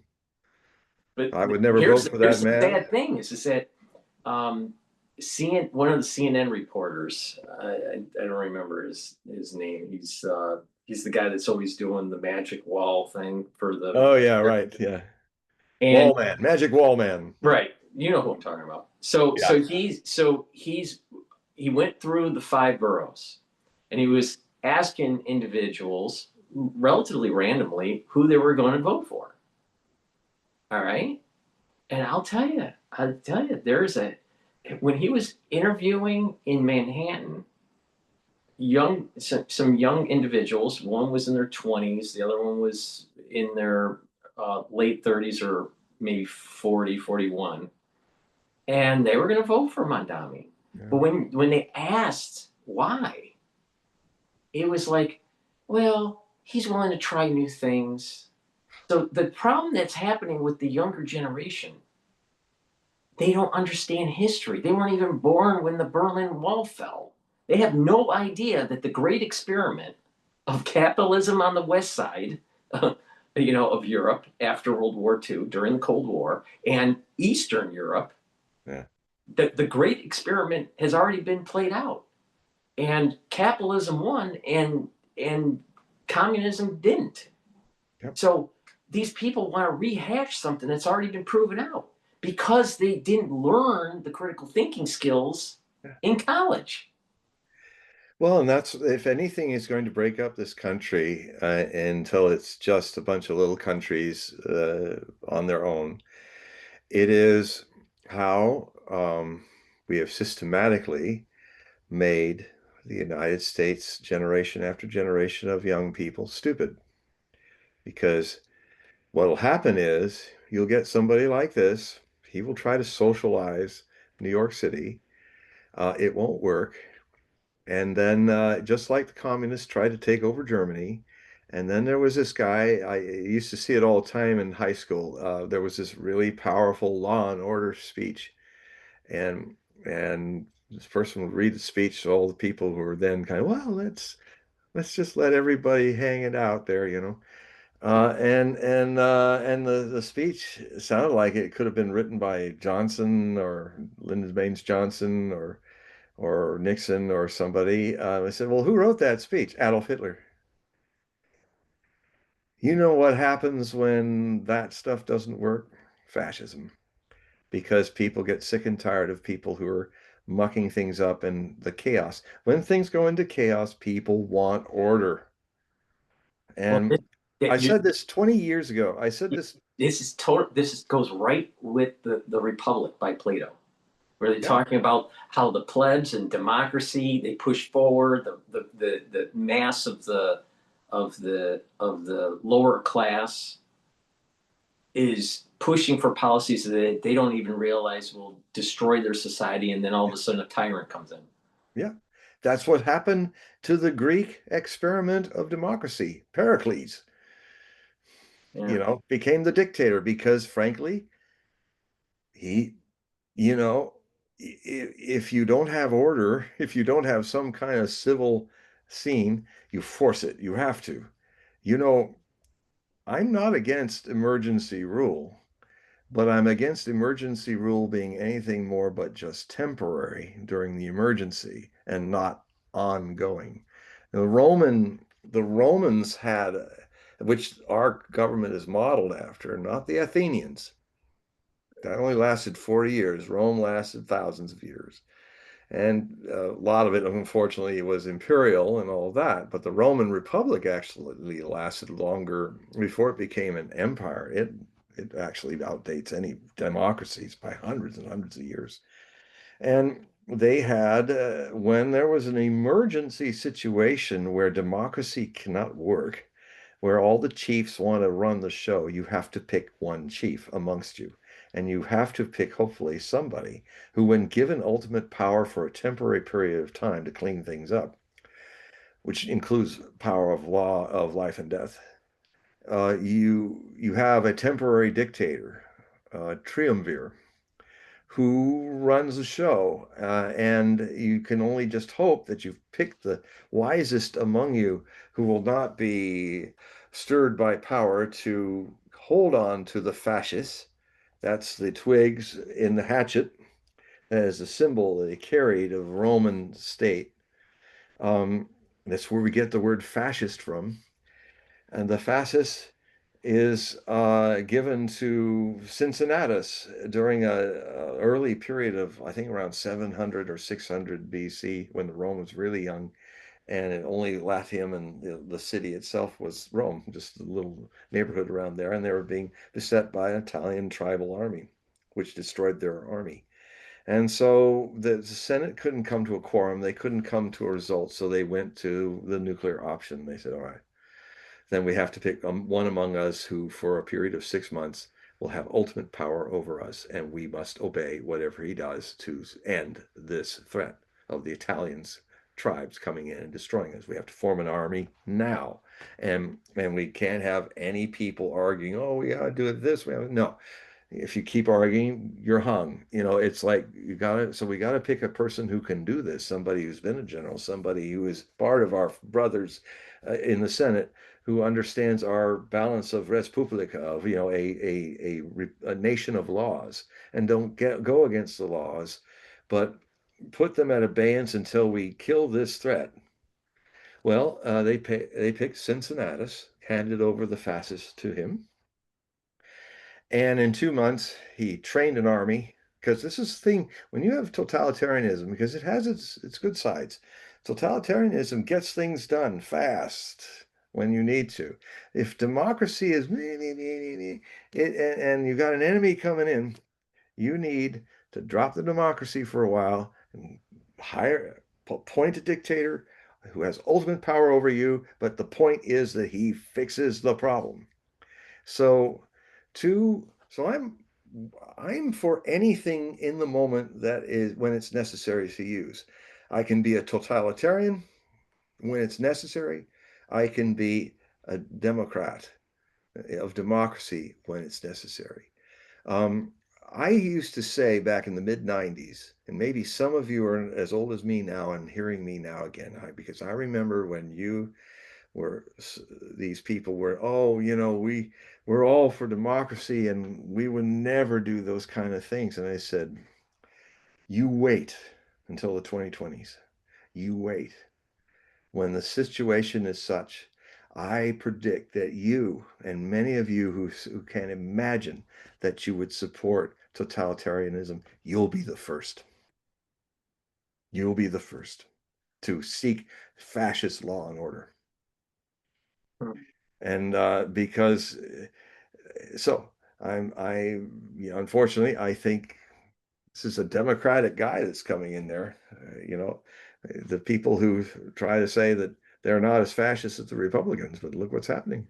Well, this So kind of does. anyway, Cincinnati. So just to finish the Cincinnati thing, Cincinnati had to um, he in 2 months won the war and everything. The emergency was over. So the Senate convened, and he was standing there with the fascists before the Senate and holding it, cradling it in his arms. And they said, well, Cincinnatus, Senator Cincinnatus, legally you can remain for 4 months, our tyrant, our dictator. What do you say? And he stepped up and handed the fascist back to the chief of the Senate and said, the emergency's over. I no longer need to be a dictator. Let us restore the republic and let me go back to my plow and making my wine. And they picked him again in another revolt, an army revolt. A second time, he got the same power and he gave it back. If fascism must be used, in totalitarianism must be used, pray that we have such men and women that will use it totally until it's done and restore democracy. That's because we are in the times that I've been seeing since 1990, which will have these kind of issues. In fact, we're entering the rest of the century that is going to have these kind of issues with all the challenges that are ahead of us, least of which is well, least of which we think is climate change. It is coming. And it is, I know a lot of people groaning right now, but mark my words, my argument for all of you who are groaning right now is the next 20 years of your life. You'll know then that it's come. It's a creeping disaster. And human beings are marvelous in dealing with big disasters right in front of them. They, like a war, and they all get together and they solve it. But this thing is creeping on us like cancer. And when it's finally, all of its tumors are out, you will have to make changes and deal with and tolerate things and have emergency rules from here to there like you've never seen before for the very survival of our species. Do you think that the creeping that you're talking about is a known, or do you think it's more of an unknown? You said the creeping, the The creeping, right? That's creepiness of this event. Do you think it's a known, or an unknown? it's only the only difference is people that have their head up their bum. People who put their head in the sand. They are trying, and it's unconscious, but if they had a little more awareness, if they practice a self-observant life, they would see the motivation there. The known, and the unknown. The unknown is the denial of the known that's coming. I know from my own life of being a meditator, watching myself, it is denial. It is the fear of having to change people, and it's all unconscious. If when you start to look inside and see how many unconscious roots there are to your habits, that changes you. That's why I preach so often that the science of self-observation is very much important for human beings to learn, is what I teach, because because we're entering a time where we have AI to deal with. I mean, what's the known and the unknown about AI? That AI, if you do not remain the master and AI your slave, if you dream of making like God, in your view, a creation in your own image. Remember what happened to Dr. Frankenstein with the Frankenstein monster. It killed him. AI is one of the biggest knowns and unknowns. Most people are not wanting to know where this is going. And I'm here to remind you that your unknowns are just you looking the other way, hoping, whistling in your cemetery that it's not going to pounce upon you. So, what's his rebuttal? Okay, well, he's typed a lot. Oh, He has good. typed a lot. So the last thing that he typed in, don't you think that if George Washington saw us as we are today, he would have said, "Yep, I'll be king"? 10 I, tigers, that's a great question. well, Um, yeah, go ahead. and I also love that you put a little humor into it, because humor is very important, even for very scary things. Because if you can't laugh at doomsday, what can you laugh at? So, yeah, well, I think the answer to that is what this little story, that after all the years of struggle to create the Constitution, and when they created it in Philadelphia, a weary Washington was crossing the dirt street in downtown Philadelphia from the hall where it all happened, the fights and struggles to create it. And a lady, just a everyday citizen, asked him, a stranger, said, "Well, do we have a country?" And he said, "We have given you a republic, and hopefully you can sustain it." I think Washington uh, dealt with this problem a lot. There was some point towards the end of the revolution where Philadelphia was not giving funds to it was so bad for logistics that the army of the Continental Army was ready to actually rebel, march on Philadelphia and take over the government. It was that bad.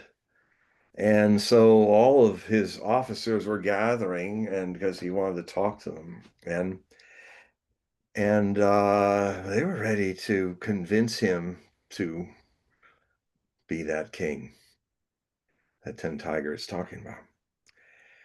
And what happened is they were all assembled there, that their tension was high, and Washington kind of knew what they wanted to do. And he got up to the podium to speak to them.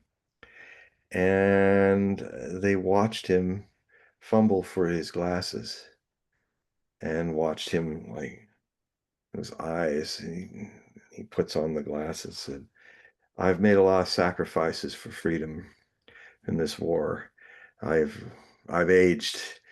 I'd sacrifice everything for this republic to come. And they kind of felt ashamed, and they realized, no, we just tuck our heads down and keep going.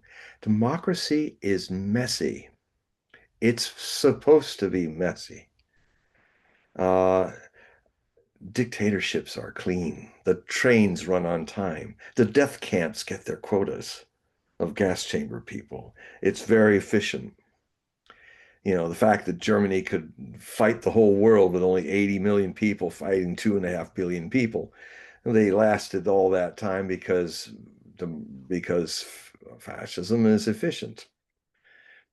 Even when Hitler was losing it and forcing them to fight for every acre, especially in the Eastern Front, I mean, they did it. But they eventually lost totally.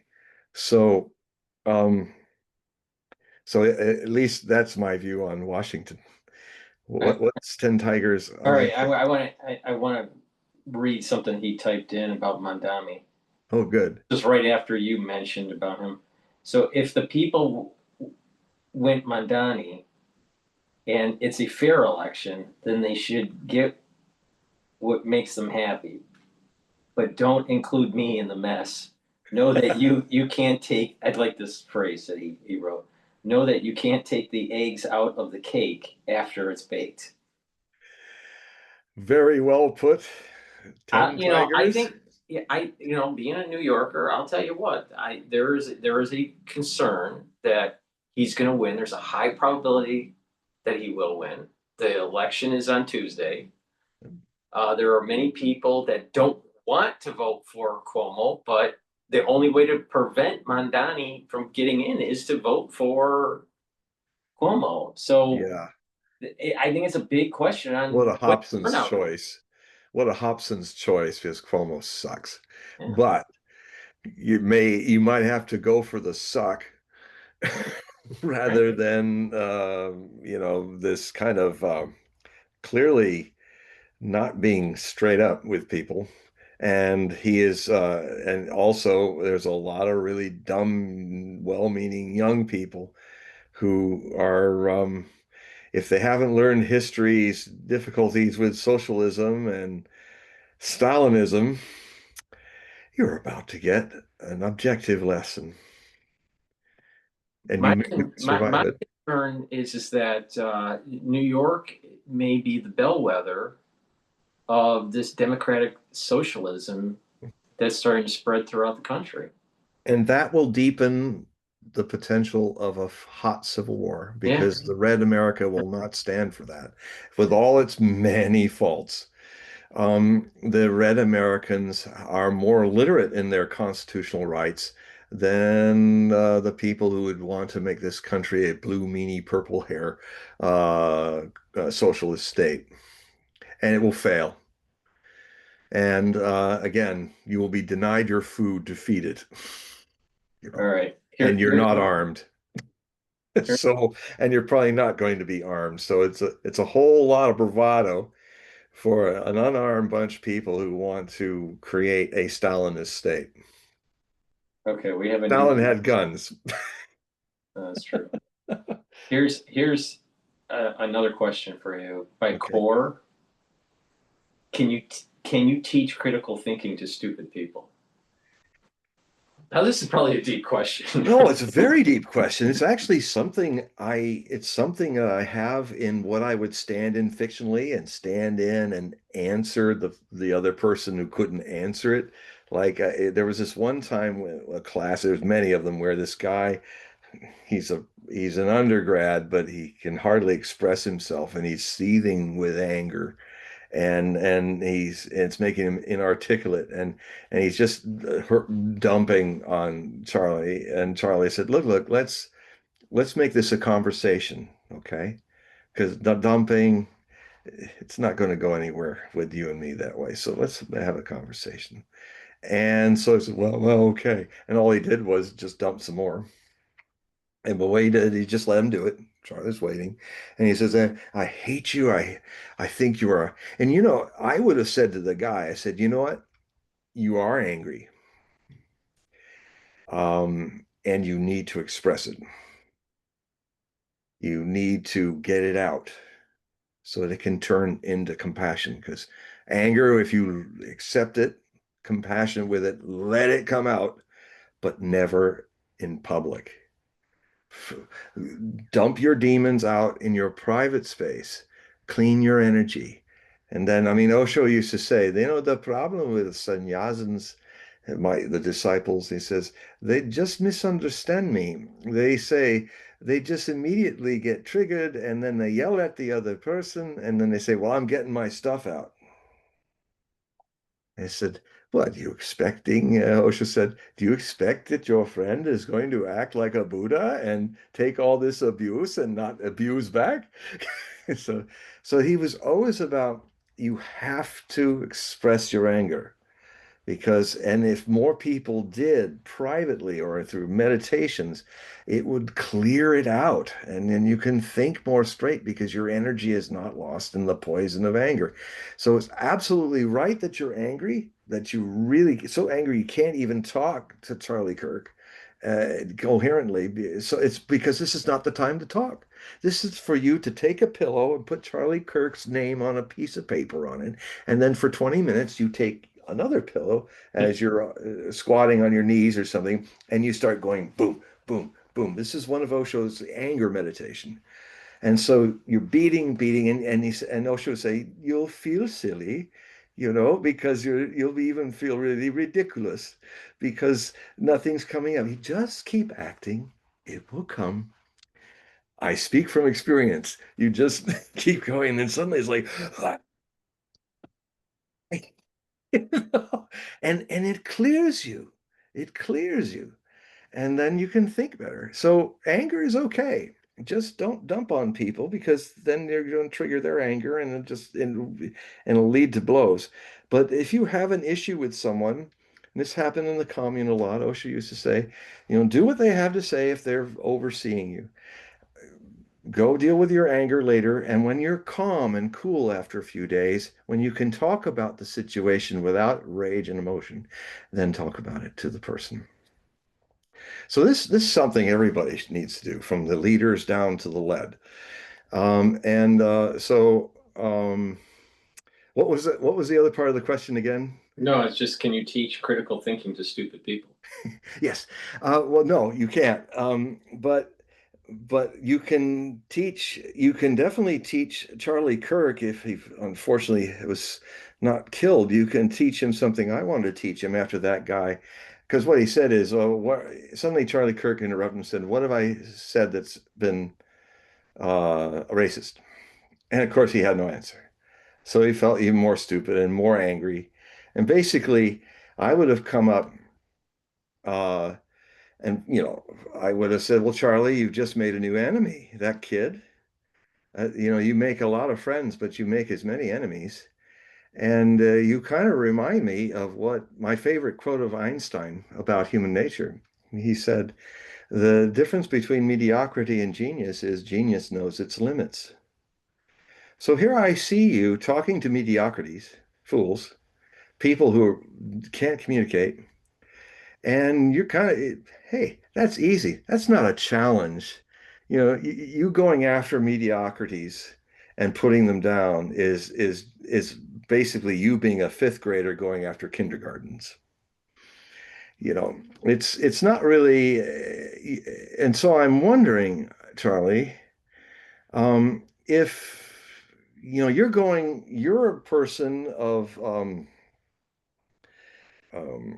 you see yourself as a person of genius, because you are.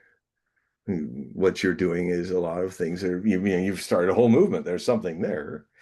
But what's the limits of your genius when you're constantly using it to easily dismantle people who predictably can't be in your league of communication or stuff? And what is the limit of your genius when one day that kid comes back, and he doesn't come back with his words, he comes back with a gun? What do you think happens when you keep poking those people who have no limits to their mediocrity? What kind of genius are you if you're destroyed in that? So that's one of the things I would have, if I had a chance, and I have in of a lot of these issues with which Well, I. I think when it comes to religious movements, they usually target people that are young, not older, Yeah. because they're more malleable, right? Well, there's They have also, more time, plus they have more time on this earth. well, and then the other They're new thing. indoctrination. Well, unfortunately, there's another side to that. What happened to Socrates was because young people are attracted to gurus and teachers, real ones. Young people came to Buddha, young people came to Christ, young people came to Moses, and so the young are fresh and open. That's that side, rather than malleable and manipulated. That's the other side. But uh, the Socratic, because the sophists couldn't argue with Socrates because he very kindly but kind of point out, question and answer, between the partner and the interlocutor, are going, um, and because they were big egos, because sophism is where, unfortunately, Charlie was more a sophist than a Socrates. His sophistry it would be, I am, I'm trying to convince you that my idea is right. I'm not here to have a dialogue to see if the idea is right or wrong. I know that I'm right. And then I will use the force of my will to propagate using philosophical techniques to convince you. Basically, the sophist is a propagandist, is not somebody seeking the truth. You can't be a faith-based person and act like you know. I'd be happy to debate any faith-based person on that matter, because it's just you cannot make belief a qualified ignorance suddenly knowing. You can only know something from experience or know that you do not know. And the difference between the sophists, where it was Socrates famously would say in the opening of any debate, I know one thing, that I know nothing. Well, just A take it. sophist would never say that. Yeah, but just take it from this perspective. If theoretically someone or a group of people knew everything, there would be no faith. There would be no Well, faith because everything would be known. well, The whole yes. idea of faith is realizing there is the potentiality of this unknown thing, whatever it is, and having some sort of belief system that if certain things are followed, that you get to somewhere. I'm trying to say this in a generic way, Hmm. just Yeah. for discussion. But the Yeah. thing is that if theoretically all is known, then there is no need for faith. The whole point of faith is dealing with the unknown.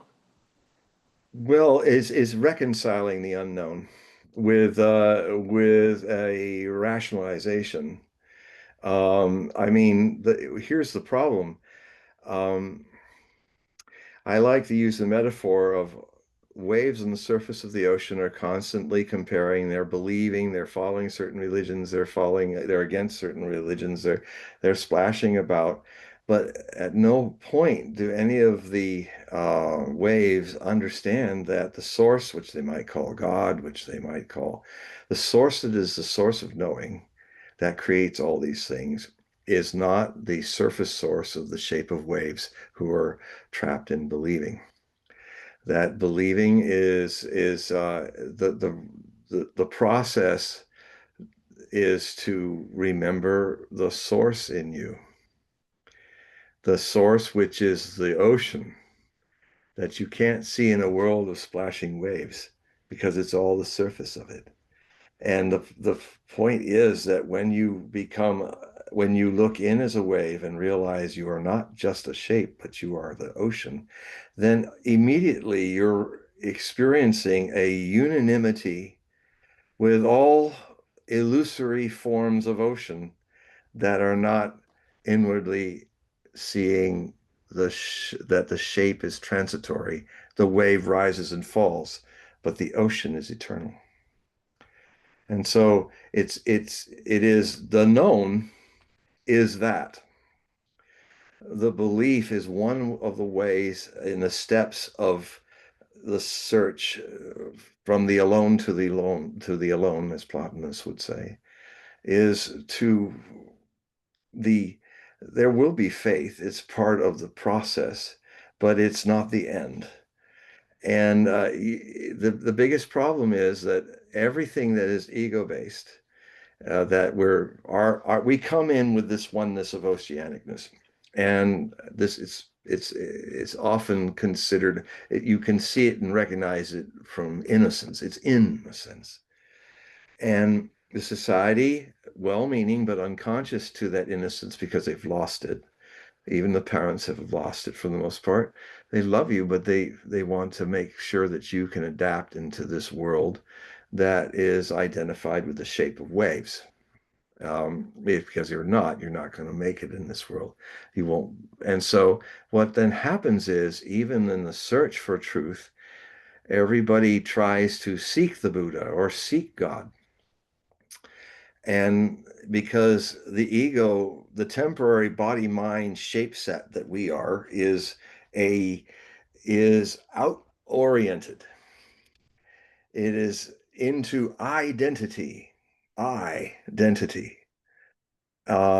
And to be an I separate from everybody else means you forget the oceanic that you are.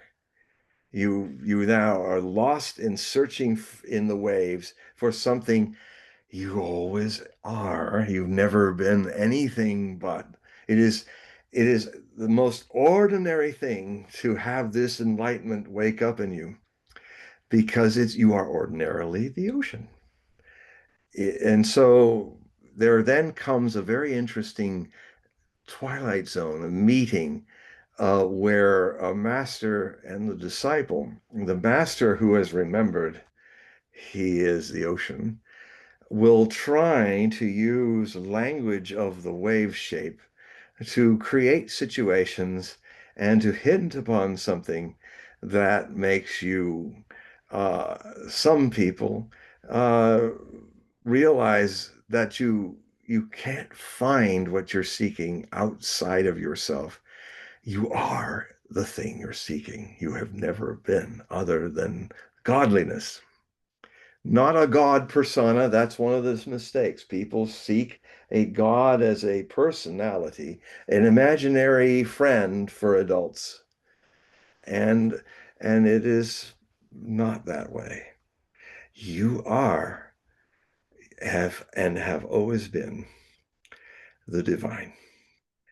Even the devil is Dev, the divine. That is the hypothesis. It's not to be believed. It's not to be disbelieved. That's a trap. You have to go beyond the trap of believing or disbelieving. You have to actually, strangely enough, science, outer science and inner science of knowing the source are very similar. They follow the same scientific uh, art of witnessing. You have a hypothesis. Is everything I'm seeking outside, which I can never seem to find, is that because I somehow, unaware of it, am the thing I'm seeking? And uh, and all these forms that are constantly changing, living and dying, is one nature of a world of waves, movements in consciousness. But the ocean, but how do I then, how can I find something I already am? And then the process, that's the hypothesis. And then you see if it's so or not through the scientific method. And in which I was very surprised many years ago when I realized that the scientific method is exactly the meditation method. So science has two wings. And in the Aquarian age, it will flourish greatly when the science of phenomenal search is balanced by subjective. Then science will fly. And it won't make things that destroy things. It will see the point that artificial idiocy is that the living organic being must always be the master in any situation relationship with its machines.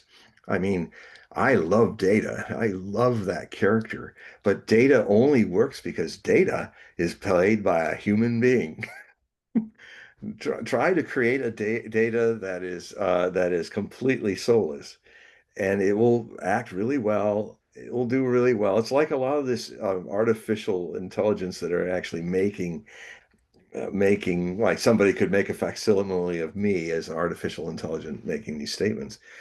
But if you have an inner eye, you'll know it's fake, even if it, because really you could also say, as Buddha once said when he saw face to face in this final enlightened, he said, he called this kind of demonic thing that was there, the architect of ego. And he simply witnessed it and then disappeared. Hmm. So and became back into the whole. Now, when that's happened, you can enjoy, or you can be in this world of change. We are but visitors that have never been born and never died. It only appears that we live and die. But this is the godliness. And anyway, that is my experience. I can't it, experience any words are not going, the fragments of words cannot embrace and tell you the whole. They can only hint. All right. All right. Well, we're at that time, John. Let me remind you all. But is rebuttal? Did we ever get to 10 Tigers' first rebuttal? Well, I mean, we kind of covered it. We've been talking. Okay. But yeah, I mean, I appreciate everybody typing in their questions. We like an interactive audience when we do these shows, and we do these shows usually every 2 weeks. But to remind the audience, in the description of this video and all the videos I do with John, there's a link there that will take you to his website. Please click that link, go to the website, and sign up for his periodicals, and perhaps even sign up for a reading. So, John, briefly, if you can explain what those are for the audience, maybe they'll purchase. Yes, my Hogue Prophecy Report is usually a bi-monthly. It's kind of a zine, a e-magazine, and it's fully illustrated. And I send it to you using your email address to send you a PDF file, an Adobe PDF file that you can transform into a very easily readable file on your phone or any other device. And basically, we talk about a lot of things today we're talking about are some of the topics that I've just been writing about in my most recent Hogue Prophecy report, which will be released in a few days. And they're also fully illustrated. I also make them funny as much as I can. And